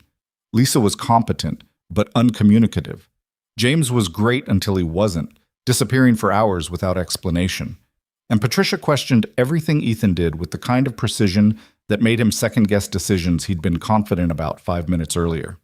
He worked late almost every night, missed 2 of Sophie's school events, started drinking more coffee than was probably healthy. But the data was good. The audit was finding inefficiencies even bigger than he'd expected. The projections showed potential savings of over $20 million annually. In early January, Olivia called him to her office to review the preliminary results. This is impressive work, she said, scrolling through his report. It's the team. They're doing the heavy lifting. You're managing the team, that counts. Ethan shifted in his chair. Patricia still thinks I'm incompetent. Patricia thinks everyone's incompetent. It's not personal. Feels personal. Olivia looked up from the report. Do you want my advice? Always. Stop trying to make everyone like you. You're their manager, not their friend. Respect matters more than affection. What if I can't get either? Then you fire them and find someone else. But I don't think that's going to be necessary. She closed the laptop and leaned back in her chair. How's Sophie? She asked. The question surprised him. She's good. Growing too fast. I swear she was 3 feet tall yesterday, and now she's basically eye level with me. You're exaggerating. Only slightly. Olivia smiled. It was brief but genuine. You should bring her by sometime, she said. Ethan blinked. What? To the office. Let her see where you work. Kids like that sort of thing. You want me to bring my 7-year-old to a corporate office? I had a thought. This company sponsors a youth baseball league. Spring season starts in March. Registration is open. Sophie doesn't play baseball. Does she want to? Ethan thought about all the times Sophie had asked about sports, about teams, about doing something that wasn't just her and him in their tiny apartment. Maybe, he admitted. Then sign her up. The company covers the fees. Olivia picked up her tablet again, back to business. Think about it. Why are you doing this? She looked at him. Doing what? This. Looking out for her. For us. I'm not looking out for anyone. I'm mentioning a company program that's available to all employees. But there was something in her voice that suggested that wasn't the whole truth. Ethan left her office with more questions than answers, and a strange warmth in his chest that he didn't know what to do with. That weekend, he asked Sophie if she wanted to play baseball. Her eyes went wide. Really? Really? Can I be a pitcher? You can be whatever position they put you in. I want to be a pitcher, like in that movie we watched. That was a professional athlete with years of training. So, I can learn. Her confidence was staggering.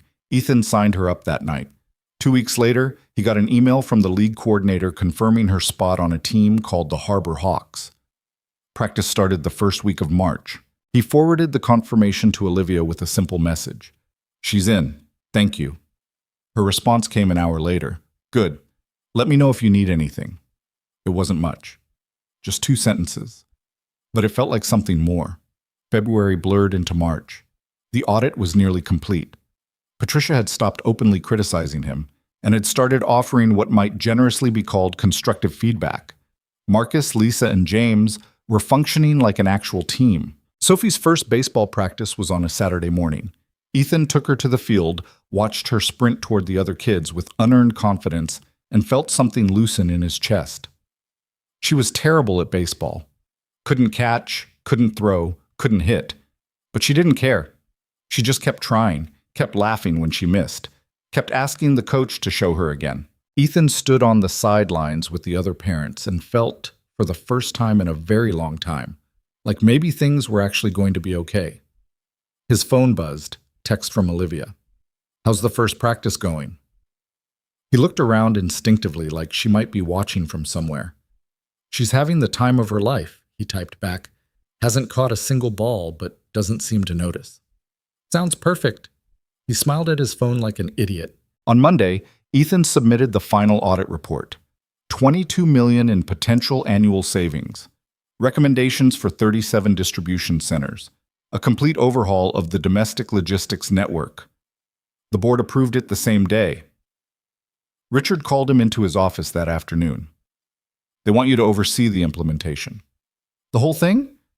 "The whole thing. Congratulations. You just became the most important person in this department." Ethan should have been excited. Instead, he just felt tired. That night, he got home to find Sophie asleep on the couch, still in her baseball uniform, glove clutched to her chest. Mrs. Chen was in the kitchen. She insisted on wearing it all day, said she's going to sleep in it too. "She's committed. I'll give her that." "You look exhausted." "I am exhausted." Mrs. Chen gave him a look that was part sympathy, part exasperation. "You're going to work yourself to death, and then what? Sophie doesn't need money as much as she needs a father who's actually present." "I'm present." "You're home." That's not the same thing. The words stung because they were true. Ethan looked at his daughter sleeping on the couch, 7 years old and dreaming about baseball, and wondered if Olivia had been right. Was this what he wanted? Or was it just what he'd convinced himself he needed? He didn't have an answer. Mrs. Chen's words stayed with Ethan long after she'd gone home that night. He carried Sophie to bed, pulled off her baseball glove with careful hands, and stood in her doorway watching her sleep. She looked so small under the covers, one arm thrown over her head like she was reaching for something in her dreams. He'd been chasing stability for so long that he'd forgotten to ask if this was actually making her life better. More money, sure. Better apartment, better clothes, better opportunities. But was she happier? Was he? The questions kept him awake until 3 a.m. By the time April arrived, the logistics implementation was in full swing and Ethan was drowning. The distribution centers were resisting the changes, drivers were complaining about new routes, and every day brought a fresh crisis that somehow became his responsibility to solve. He missed Sophie's second baseball game, then her third. On a Thursday night in late April, he got home at 9:30 to find her sitting at the kitchen table with homework spread out in front of her, already in her pajamas. "Hey, Bug. Sorry I'm late." She didn't look up. "Mrs. Chen made dinner. It's in the fridge." "You eat already?" "Hours ago." The flatness in her voice made his chest hurt. Ethan sat down across from her. "I know I've been working a lot." "You're always working. It's temporary. Once we get through this implementation phase." "You said that last month." She was right. He had. "Sophie, look at me." She finally raised her eyes. There was something in her expression he'd never seen before. Not anger. Something worse, resignation. "I'm trying to build a better life for us," he said quietly. "I don't want a better life. I want you." The words hit him like a physical blow. Before he could respond, his phone rang. He glanced at the screen. "Patricia." Sophie saw him look. "You're going to answer it," she said. Not a question. It's fine. I'm going to bed." She gathered her homework and walked past him without saying goodnight. Ethan sat alone in the kitchen, phone still ringing in his hand, and felt something inside him crack. He didn't answer the call. The next morning, he walked into work with a decision already made. He found Richard in his office, handed him a flash drive with all the implementation documentation, and said, "I need to scale back." Richard looked up from his computer. "Scale back what?" "Everything. The hours, the travel, the constant emergencies. I need boundaries." "Ethan, we're in the middle of the biggest logistics overhaul this company's ever attempted. This isn't the time to..." My daughter told me last night that she doesn't want a better life. She wants me. And she was right. I've been so focused on giving her things that I forgot to actually be there.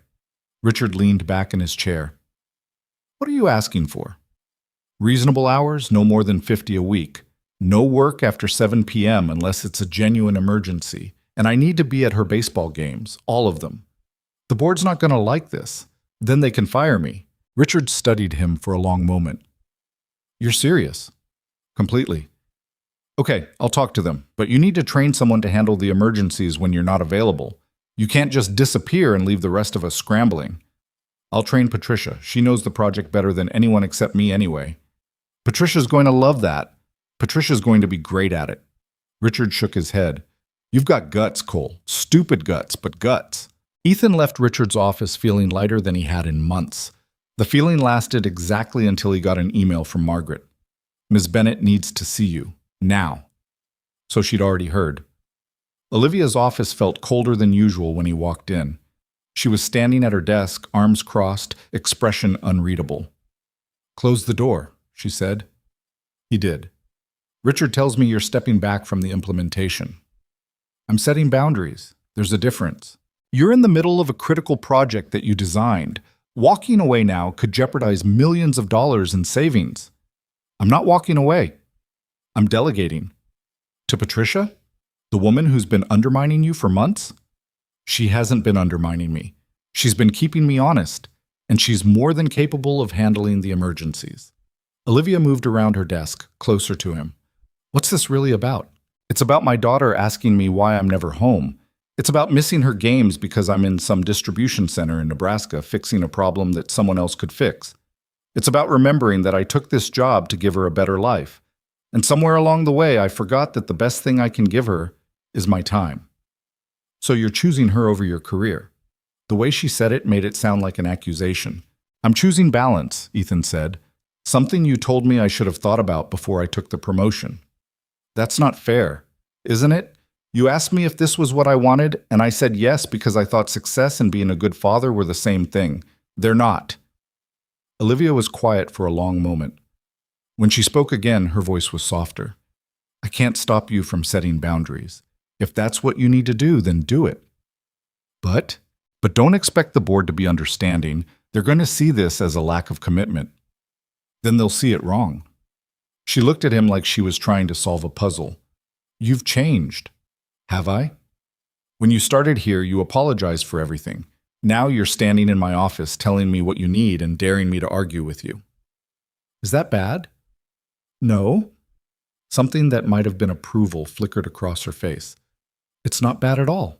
Ethan didn't know what to say to that. Go, Olivia said finally. Set your boundaries. Train Patricia. Be at your daughter's games. Just don't come back in 6 months and tell me you regret it. I won't. He turned to leave. Ethan, he stopped. For what it's worth, she said quietly, I think you're making the right choice. I just wish I'd been brave enough to make it myself. The admission hung in the air between them. It's not too late, he said. Yes, it is. She sat down at her desk, back to business, and he left before either of them could say something they couldn't take back. The changes weren't easy. Patricia took over the emergency management with the kind of efficiency that made Ethan feel simultaneously relieved and useless. The board grumbled but didn't fight him.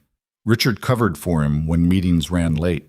And slowly, piece by piece, Ethan's life started to resemble something sustainable. He made it to Sophie's next 3 games, watched her strike out twice and catch one ball that she was so shocked by she forgot to throw it to first base. The coach was patient. The other kids were kind. Sophie was terrible but happy. On a Saturday in early May, the Harbor Hawks had a game at noon. Ethan packed sandwiches and juice boxes, wore the ridiculous team hat Sophie had insisted he buy, and sat in the bleachers with the other parents. Sophie spotted him from the dugout and waved so enthusiastically she nearly hit another kid in the face. That's my dad, she announced to no one in particular. His heart felt too big for his chest. The game was a disaster. The Hawks lost by 8 runs. Sophie got hit by a pitch and cried for 5 minutes before insisting she was fine and wanted to keep playing. But when it was over and she ran toward him covered in dirt and grass stains and pure joy, Ethan caught her and lifted her up and thought maybe this was what success actually looked like. "Did you see me?" she asked breathlessly. "I saw everything. I got on base because you got hit by the ball. Still counts." He set her down, and she immediately launched into a play-by-play of every moment he'd already witnessed. He listened like it was the most important story he'd ever heard. A voice behind him said, "She's got quite an arm." Ethan turned. Olivia Bennett was standing at the edge of the field, wearing jeans and a light jacket, looking completely out of place and somehow exactly right. "What are you doing here?" he asked before he could think better of it. "I sponsor the league. I like to check in sometimes, see how the teams are doing." That was a lie, and they both knew it. Sophie had stopped talking and was staring at Olivia with wide eyes. "Who's that?" she whispered. "That's Miss Bennett. She's my boss." "Your boss came to my game?" Before Ethan could answer, Olivia crouched down to Sophie's level. "You must be Sophie. Your dad talks about you all the time." "He does?" "Constantly. I know about your snow globe collection, your hatred of fractions, and your goal to become a professional pitcher." Sophie looked delighted. "I'm going to play for the Red Sox." "That's a good goal. Do you like baseball?" "I do. I used to play when I was younger." "Were you good?" "I was okay. Better at hitting than fielding." Sophie considered this. "Do you want to see me pitch?" "Sophie," Ethan started, but Olivia was already nodding. "I'd love to." Sophie grabbed her glove and dragged Olivia toward the practice area where a few kids were still throwing balls around. Ethan followed, feeling like he'd stepped into an alternate dimension.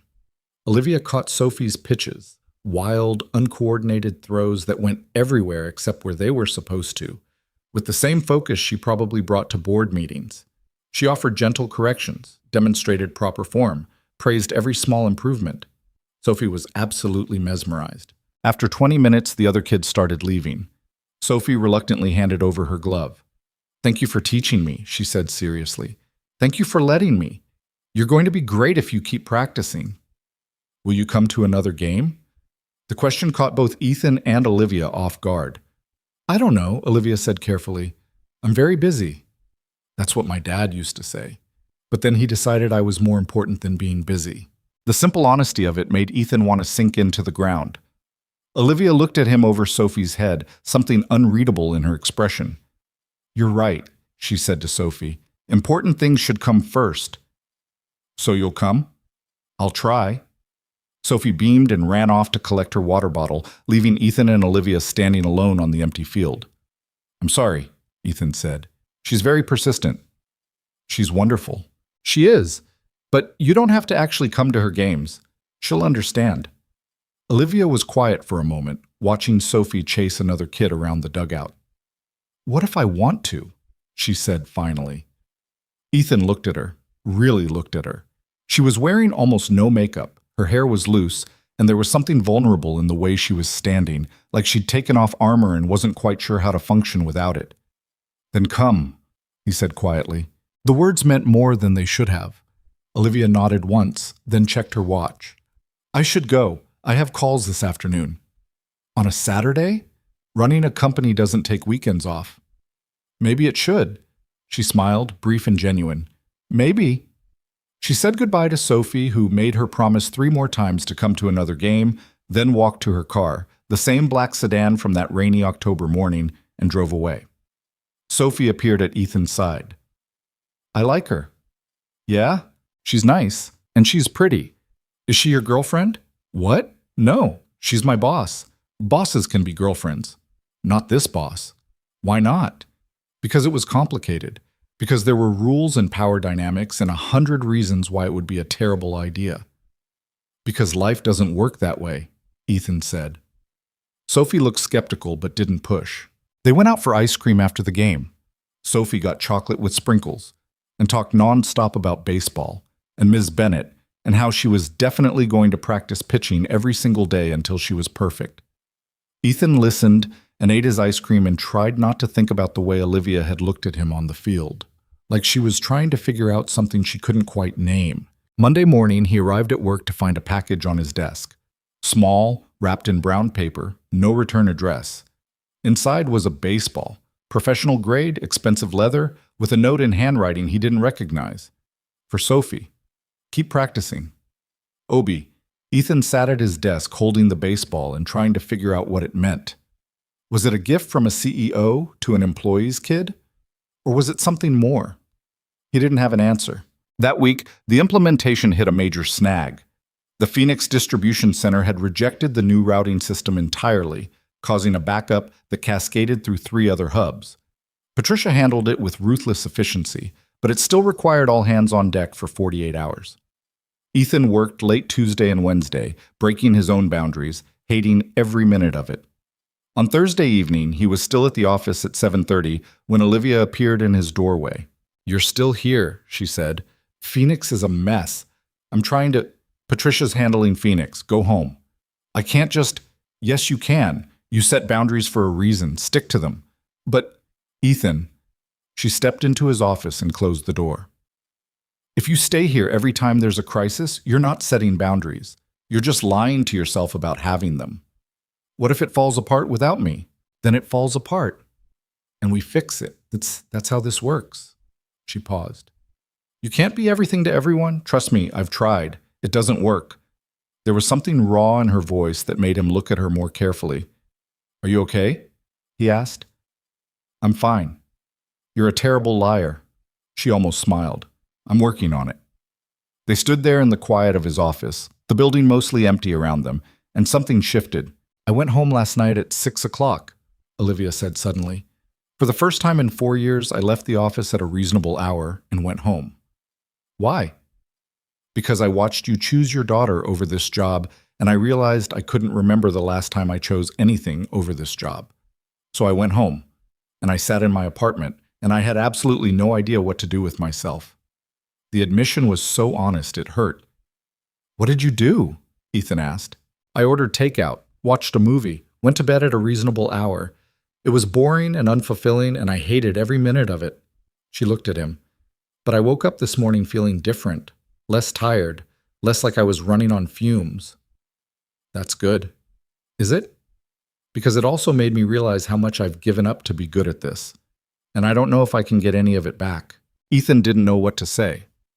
This version of Olivia, uncertain, vulnerable, human, was so different from the woman who'd interrogated him in meetings and challenged him at every turn.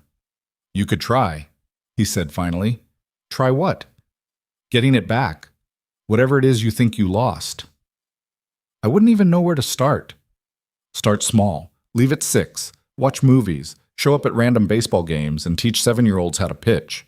She actually laughed. "Is that your prescription?" "It's working for me."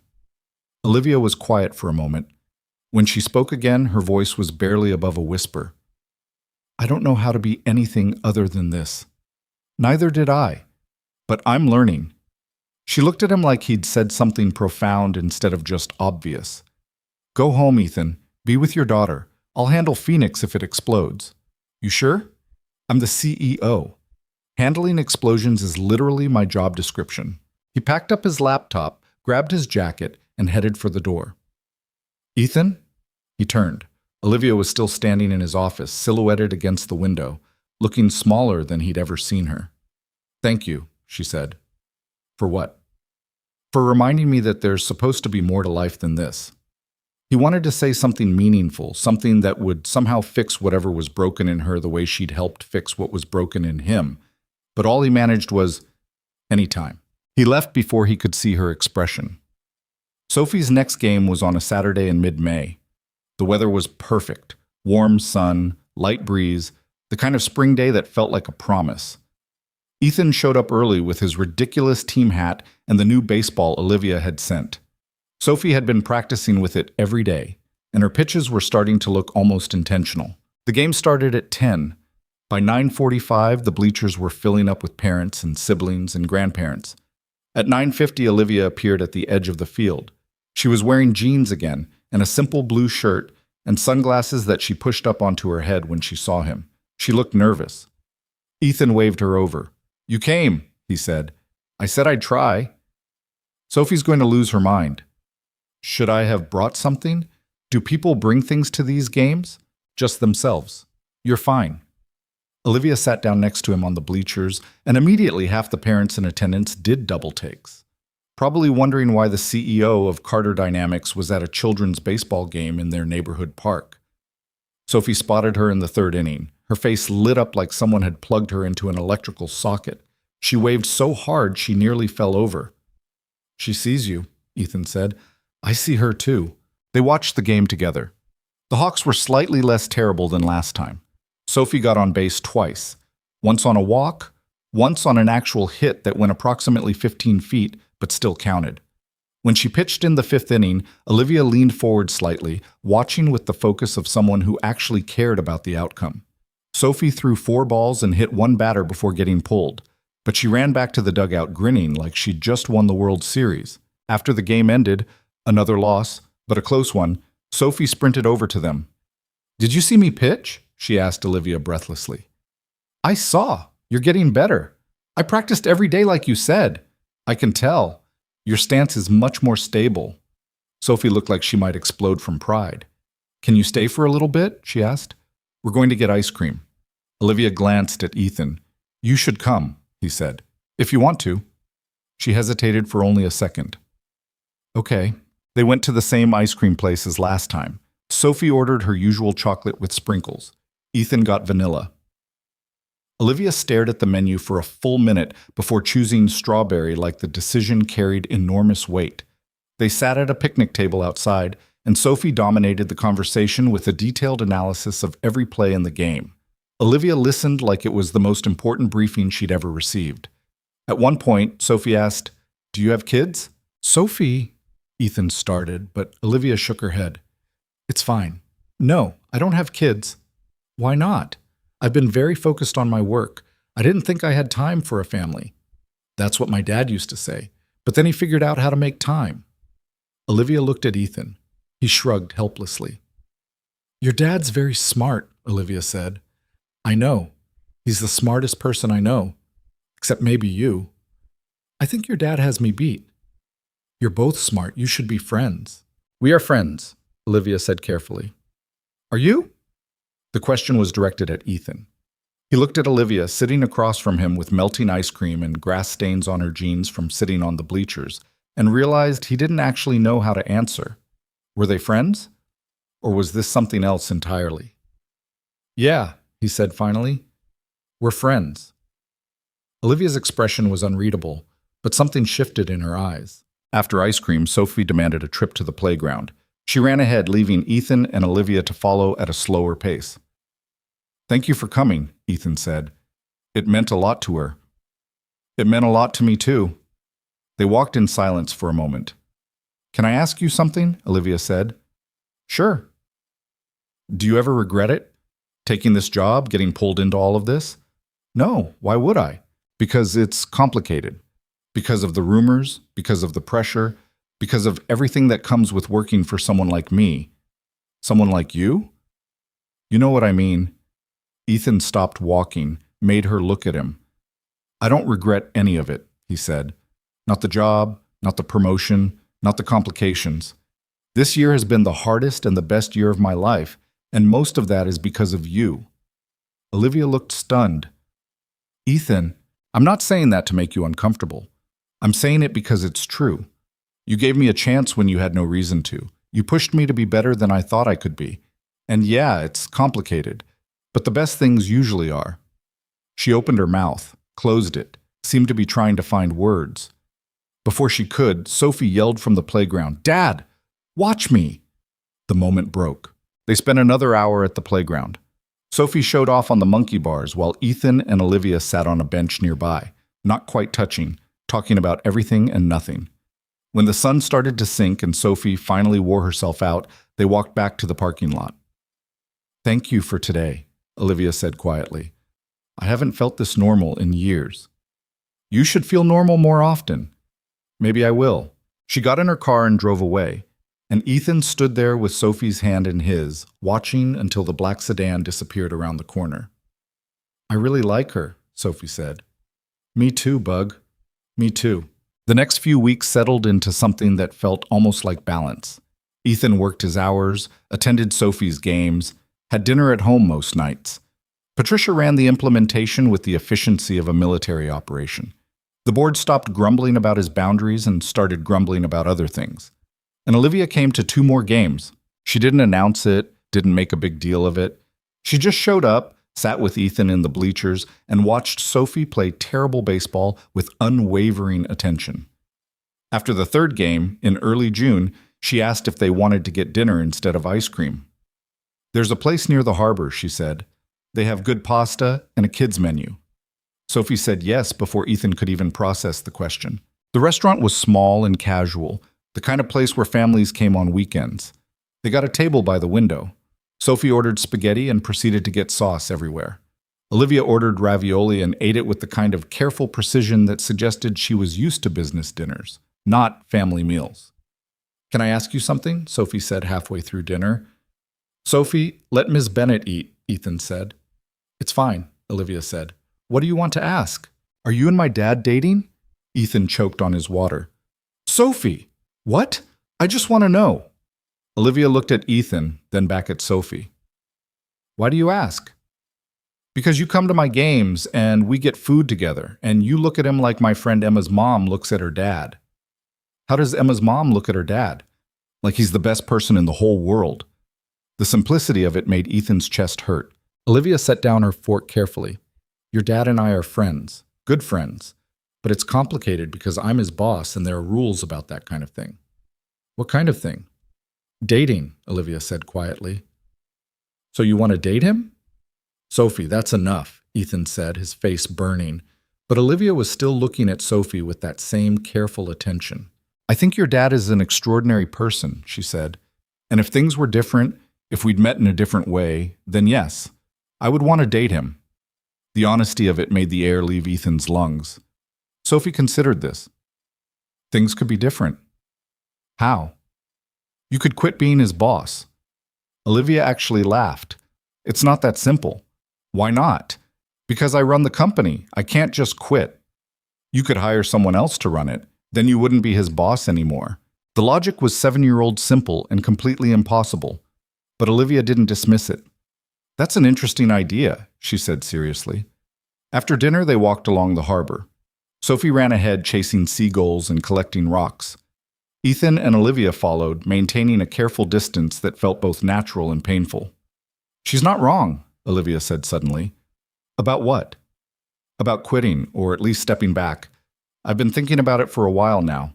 Ethan stopped walking. "You're serious?" "The board's been pushing me to bring on a co-CEO, someone to handle the day-to-day operations while I focus on long-term strategy. I've been resisting it because I like control, but maybe it's time to let someone else carry some of the weight." "Olivia, I'm not doing it for you. I'm doing it for me. Because I've been running this company for 5 years, and I can't remember the last time I did something just because I wanted to, and I'm tired of living like that." She looked out at the water, at the boats and the bridges, and the city lights starting to glow in the fading sun. "I want more than this," she said quietly. "I want a life that doesn't revolve around board meetings and quarterly reports. I want to go to baseball games and eat ice cream and not feel guilty about it.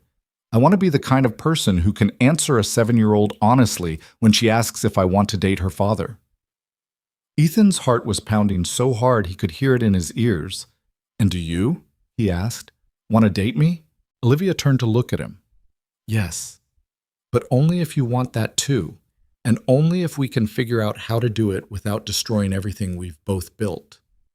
"I want it," Ethan said. "I've wanted it since the night of the party when you asked me to dance and looked at me like I wasn't just some project you were working on. You were never a project." "I know, but it took me a while to believe that." They stood there on the harbor walk, close but not touching, while Sophie threw rocks into the water 20 feet away. "This is going to be complicated," Olivia said. "Everything worth having is." She smiled. "When did you get so wise?" "I have a very smart daughter. She teaches me things." Olivia reached out and took his hand. Her fingers were warm and slightly trembling. "I'm going to talk to the board next week about bringing on a co-CEO. It's going to take time to find the right person, but once it happens, I won't be your direct supervisor anymore. And then? And then we figure out what this is. Together."